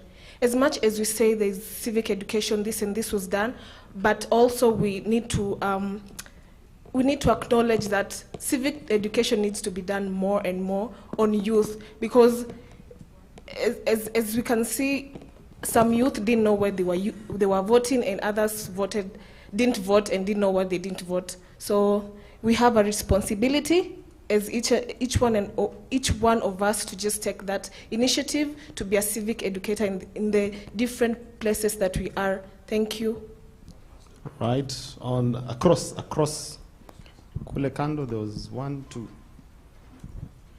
Hello, my name is Faith, and my question is to Imelda. So I'm in university, and there's this habit you saw where a member of parliament would come and take the students to register in their constituency so that they vote for them and influence the outcome of the election. So my question is, you as an organization, what are some of the ways that you propose that we can tackle this issue so that we ensure that the elections are fair and not just because someone has privilege and access to the students to influence the outcome? And also I'd like to know if this is something you have observed and if it's in your reports. Hi. Hello. So I have so many questions, but I'll make them 3. The first one to Michael. So you were part of the team where we were making a youth manifesto and also presented it to the leaders. Now we're heading to 100 days after the leaders are in office. What's the follow-up so far? The second one is to Eric. And working with TISA, you've led us for so long in social accountability. And I'm looking at the level Kenya, the loan IMF and everything. And we even did a demonstration, took a document to Treasury and everything.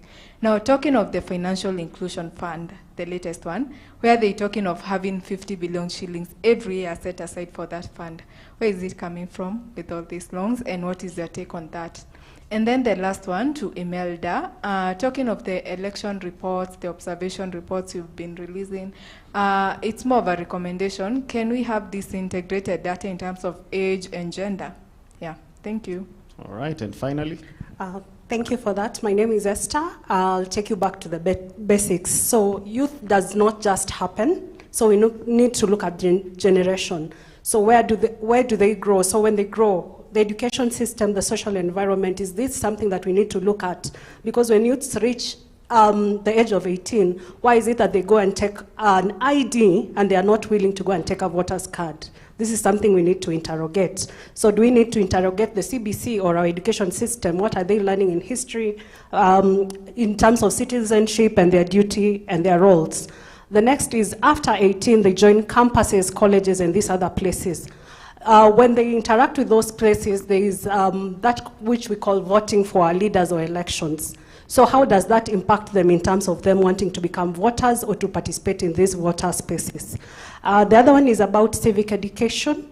We always do civic education towards voting, the voting time. And this time there's a lot of, how would I call it, propaganda that goes around. Is it a high time that we start engaging in civic education earlier on than waiting when the election is happening? The other thing that I wanted to ask or look at it is,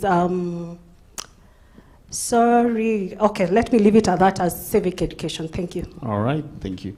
So you guys will reflect on your questions as you sort of give us your closing remarks.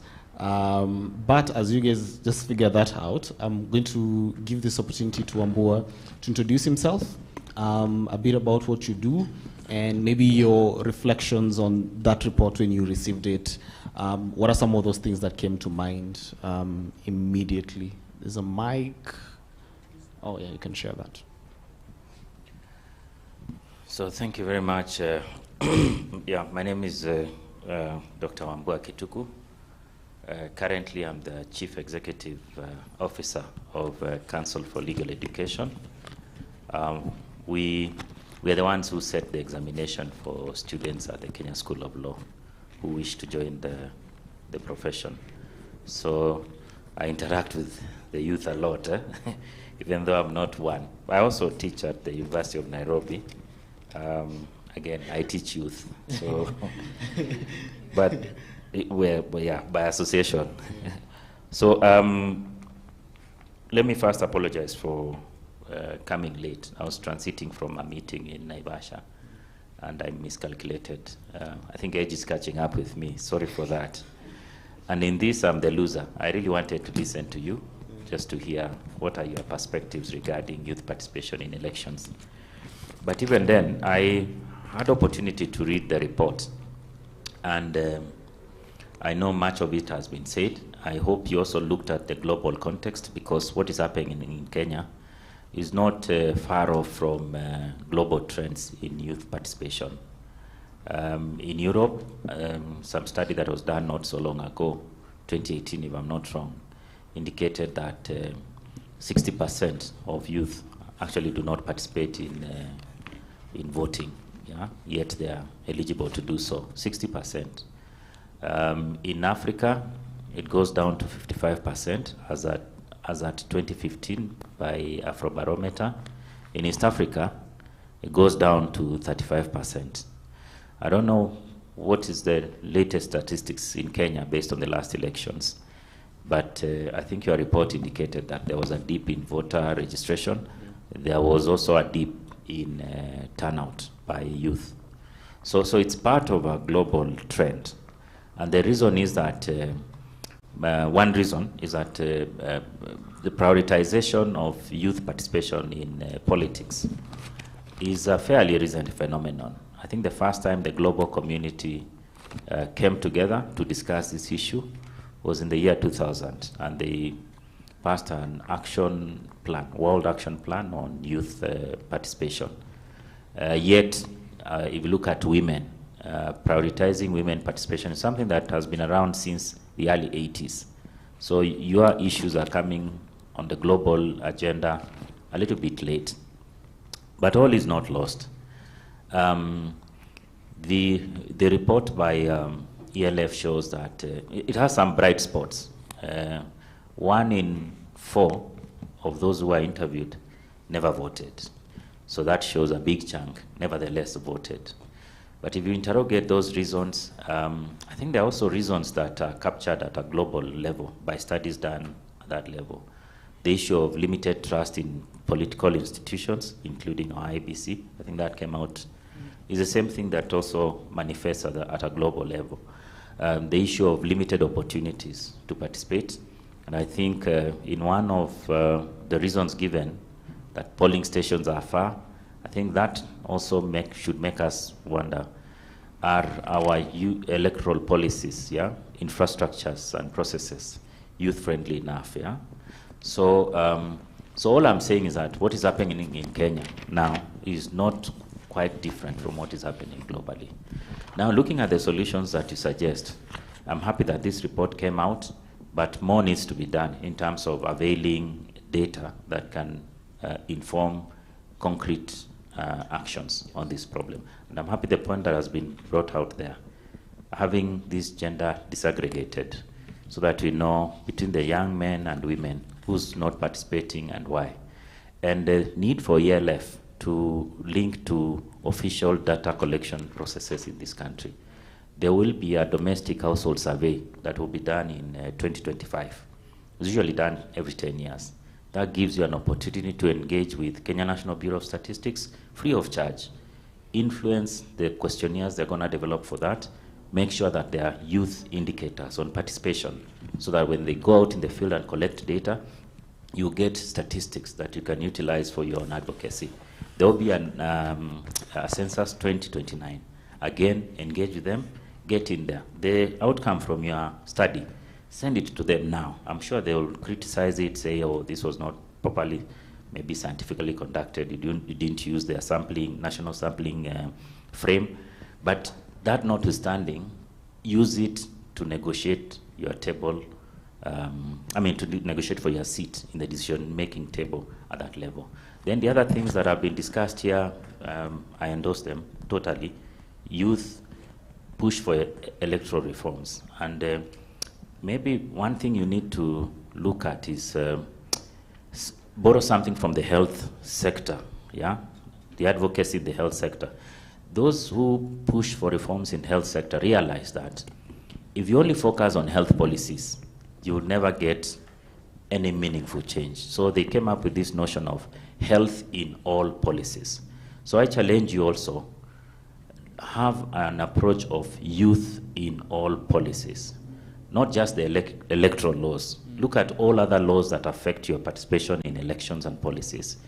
IDs, somebody talked about CBC, our education policy, all those. Start pushing for youth-friendly policies across the board. Then the last thing, and Orwa talked about it. You see, this concept of trusteeship, we only associate it with the old people, like myself, that the position I hold right now, I hold it on behalf of you and the future generations. But I think we need to turn that concept on its head and ask ourselves, shouldn't we now talk about youth trusteeship? Because your age is very transitory. So whatever opportunities you agitate for and acquire, sitting in parliament, sitting in the decision-making table, you're not occupying those positions for yourselves. It's not to improve your lot. It's not to improve your condition. You're actually sitting in those positions as a trustee. You are in I-Lead as a trustee for the youth who are yet to come, who are yet to graduate to join I-Lead, those who are yet to be born. So for the limited time you occupy these spaces, use them in a way that when you leave these spaces, the youth who will come will find those spaces even better for their own betterment and for the betterment of the youth to come. Thank you. Thank you. So as I said, if there's a question targeted to you, you could respond to it and give your closing remarks. Imelda.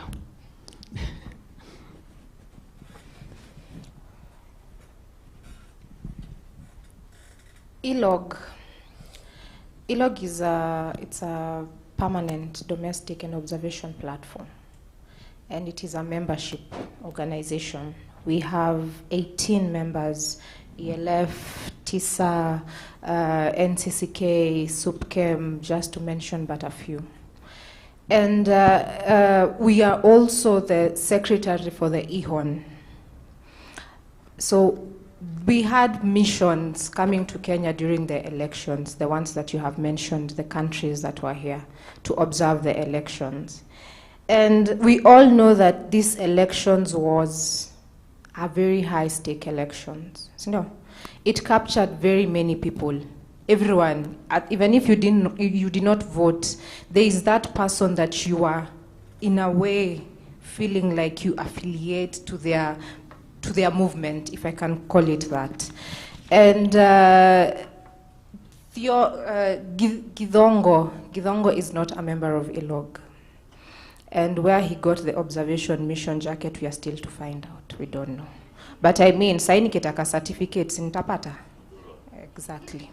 So we do not, whatever it is he said, those were his own views, not ELOG's views.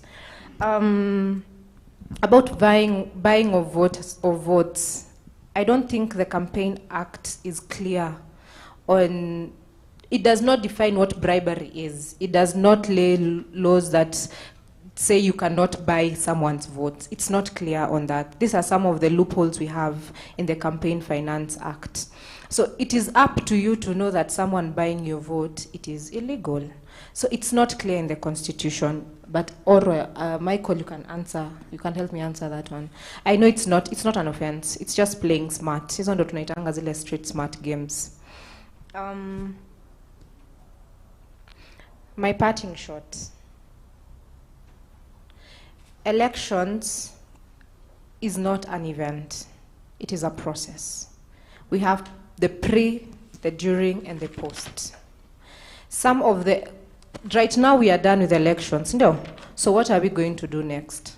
Boundary delimitation, assessing the voter register, kutoa the dead votes and the dead voters and all that. There are processes before we get to 2027. Identify with those processes. Get to participate in each and every process. And one of the key processes is civic education. I'm picturing a scenario where if we started civic education now, sell the idea to the youths, by the time we get to 2027, watakuwa wanajua why they need to vote. But when we wait for, and it's not even an ELOG thing, you can also do civic education. What do you need? You need the knowledge. Equip yourself with the knowledge, the history they are talking about. Get to understand the process. You do not need to be in an organization for you to do civic education. You don't. And it's not IEBC mandate to do civic education. It is, but you can also help do civic education. Be part of the process. Do not let them take that away from you. Kwa sababu they know right now we are chasing different things and politics is not one of them.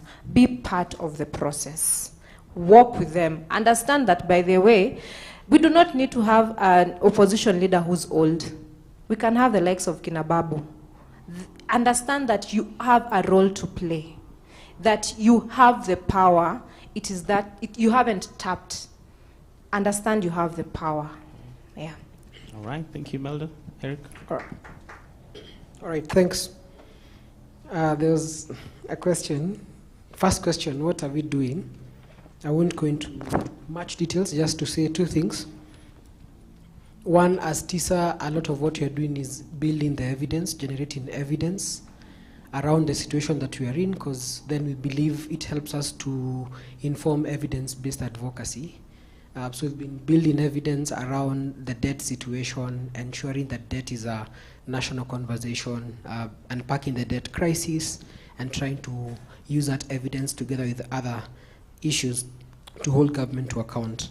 The second thing that we are doing is political education. I think we've challenged ourselves as an institution very deliberately to take up political education, not just civic education, to help people see how their political decisions and lack of that affects their lives. The second bit is on the question on the literacy amongst MPs.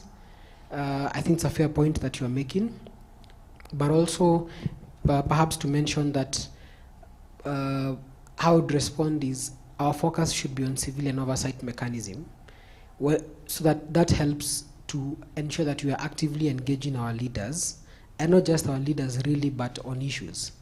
I was in a meeting with parliamentarians less than 2 weeks ago, and someone actually mentioned something I had not seen before, and they were like, members of parliament don't go to parliament people are not elected to parliament to make laws. They are elected to solve people's problems. And what you're saying is exactly that.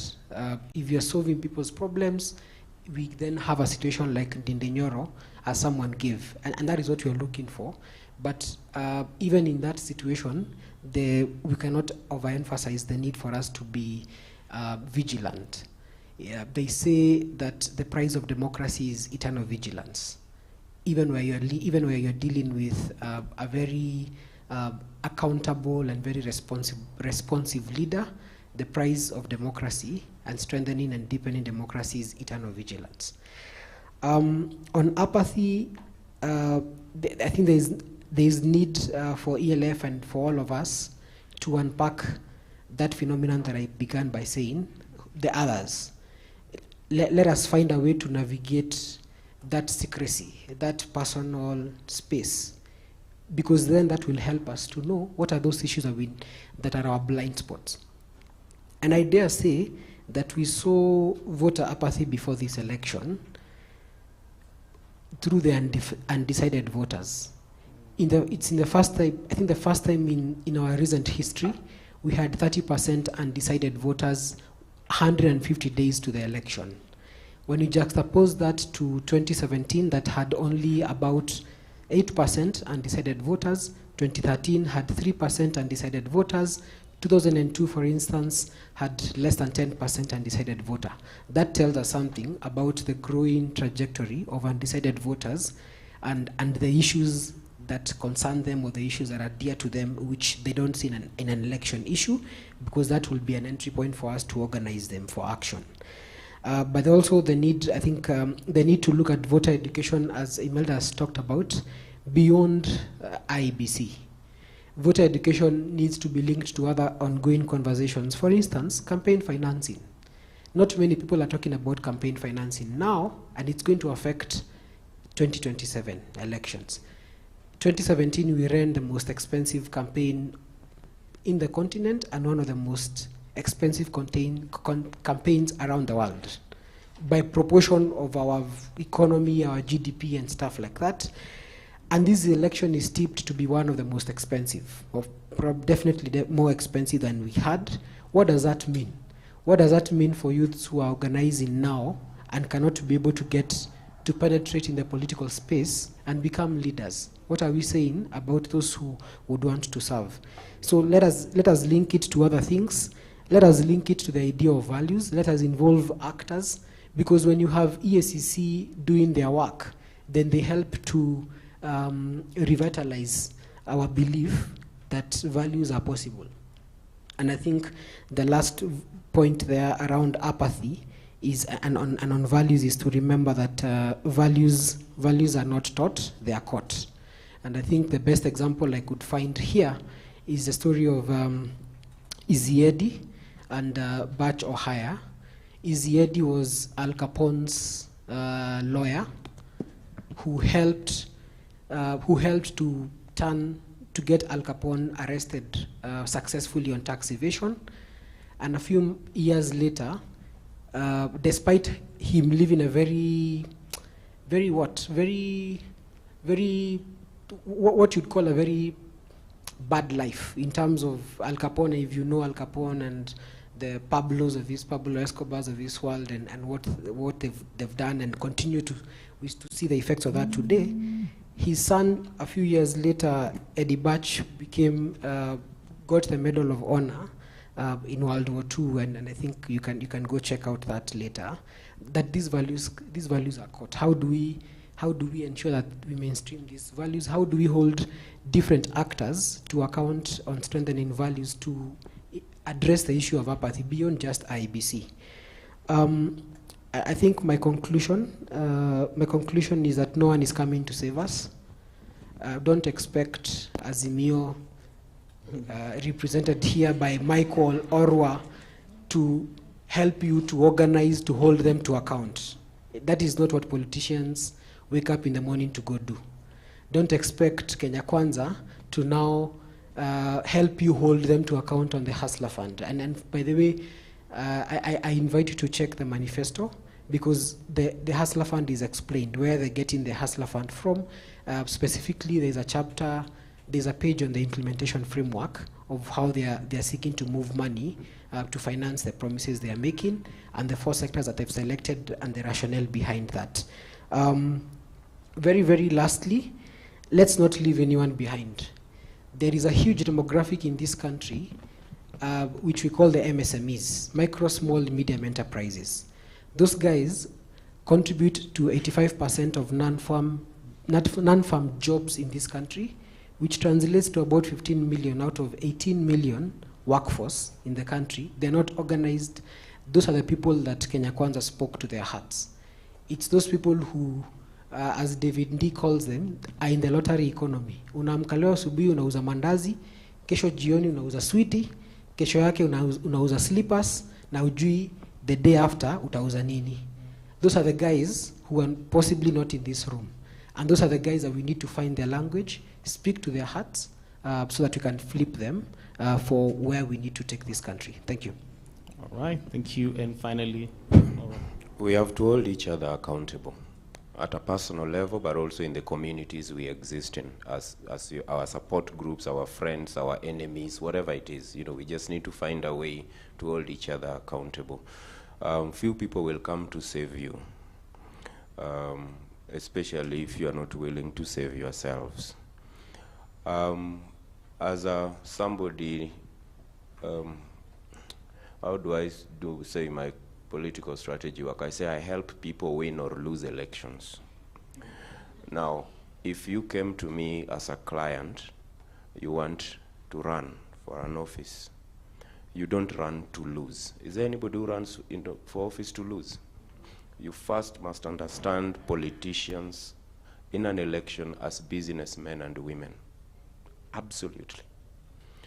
Nobody runs to lose.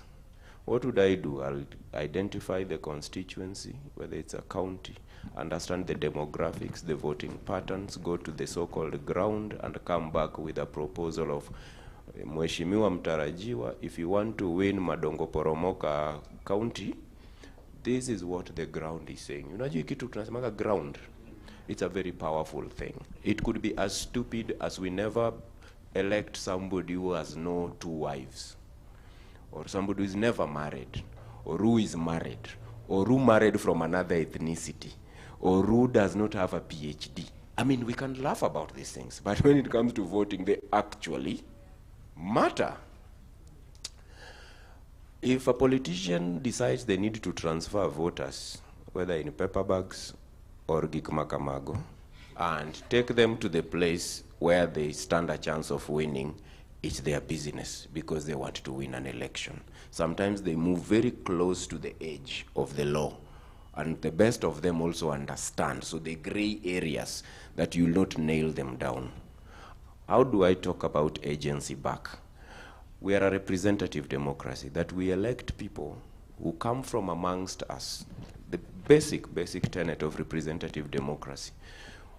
We all cannot fit in parliament, the 56 million of us as Kenyans.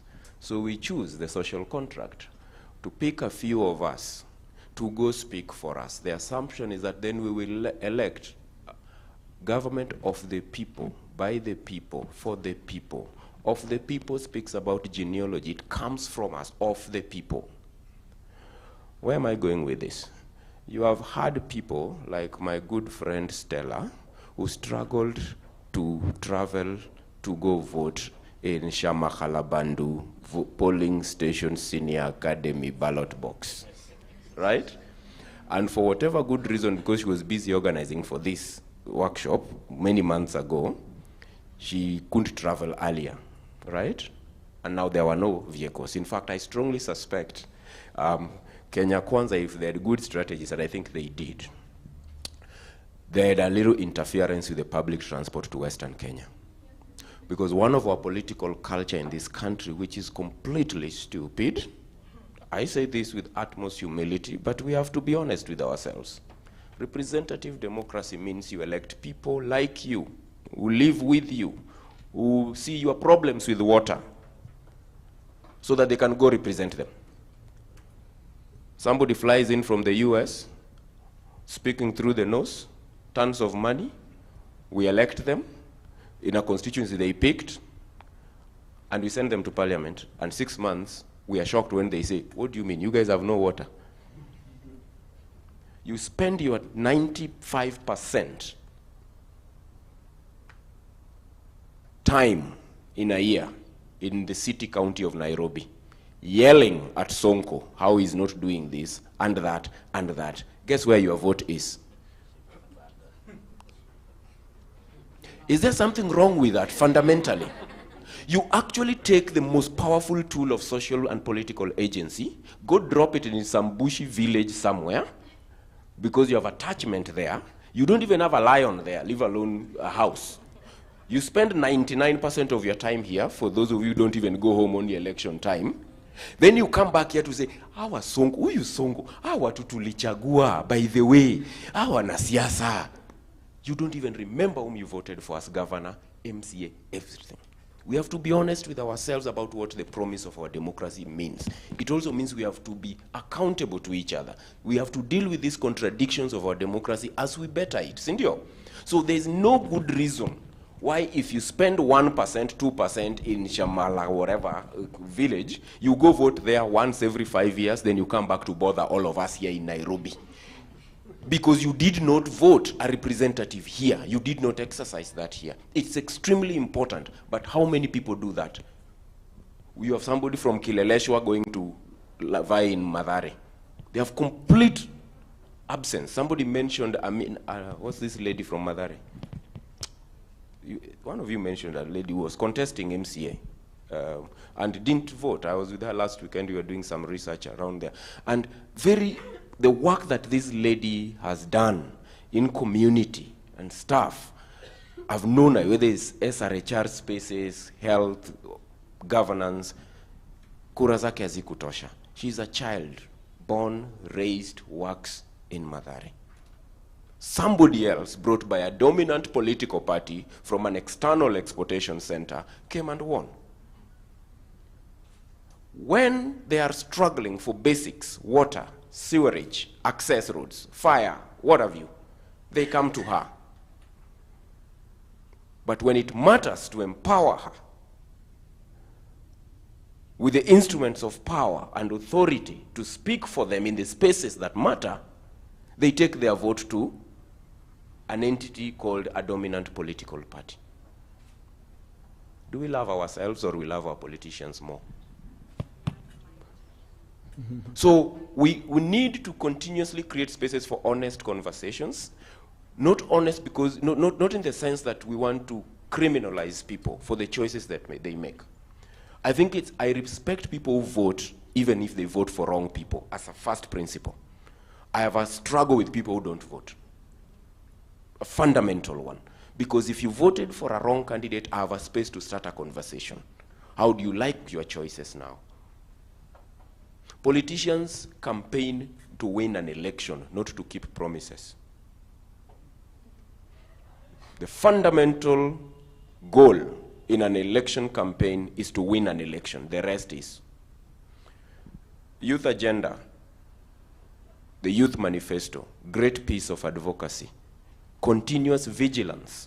If we and I thought it was a really good thing to what are the visions of young people for whichever administration. And I remember having a conversation with some of the young people and encouraging them to ensure that this conversation and presentation of the youth voices and manifesto happens across all political formations, Why? Because as a young person, we have one reality. One person will be president, right?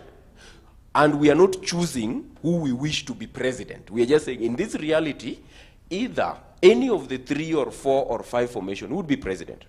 Our role as honest advocates is to say we want to expose, to share with them our visions as much as possible, so that any one of them who arises, we can hold them accountable to the promises they made to us.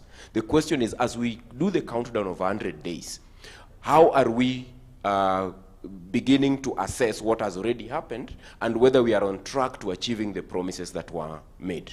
I always do this voluntarily, even when I was not in a political party. I also do always spend time to look at the manifestos of political parties or formations. We have only 2 now. Compare and contrast. And we have one government. Go back to the plan. I think the manifesto was called the plan. Because they're the government today. Nobody who is honest and who cares about this country would want a government to fail. Why? Because a government failing, those people in government can take the first private jet out of this country with 99.99% of their families.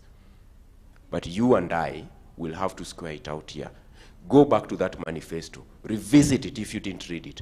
See ways in which we can hold them accountable in good spirit, not gotcha. It is, Mr. President, at KICC, you promised us 1, 2, 3 as a young people of this country. We are seeing the trend going towards the negative.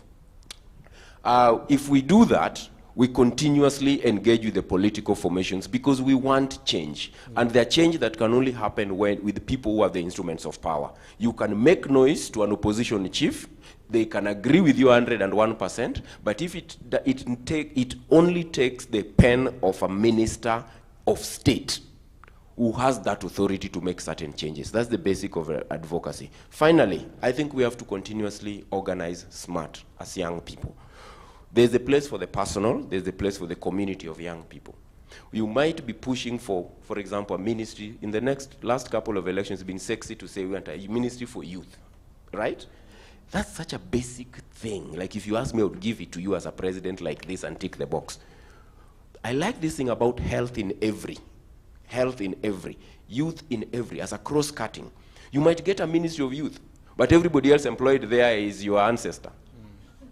But what if we said we want to see the face of youth in ambassadorials, foreign missions, committees, parastatals and boards, employment, in cabinet? Like it's more enriching to think about youth broadly than just titles and entitlements at a very individual level. Are we together? Thank you for your audience. All right, please give a round of applause. Orwa ni mwalimu, at some point, he teaches at some point, so you understand we had to give him a bit of time. Thank you guys for your time. For those of you who are waiting for solutions, and we're hoping that we'll end this conversation with, now the solution is, I have news for you, we don't have solutions. We must first understand our problems. And I'm an advocate for, let's keep talking. Because the day we stop talking is the day that someone likes to say, the day we stop talking is the day we start fighting.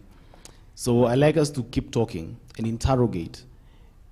If a solution comes out of some of those conversations, well and good, but it is not our intention to give solutions, okay?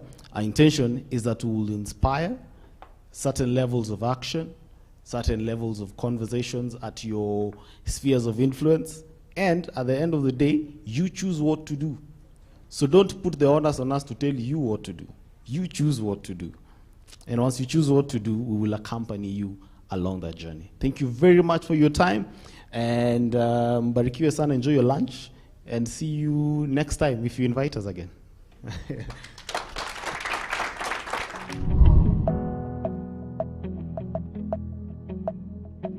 Started in 2012, ELF Africa got its first funding in 2017. With 3 programs, 9 projects, and 40 cohorts, ELF has directly impacted 5,000 youth and reached over 200,000 youth indirectly. We have inspired the founding of over 200 initiatives by our alumni, and we are currently present in 14 counties and 30 constituencies in Kenya. Some of our programs include Leadership Development and Mentorship Program. This is ELF Africa's primary avenue for training, mentoring, and coaching values-based leaders for community impact.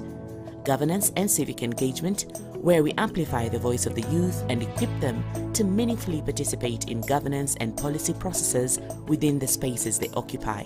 Economic Empowerment, Livelihoods and Opportunities, through which we seek to increase youth access to opportunities and improve their employability, retention, and professional growth.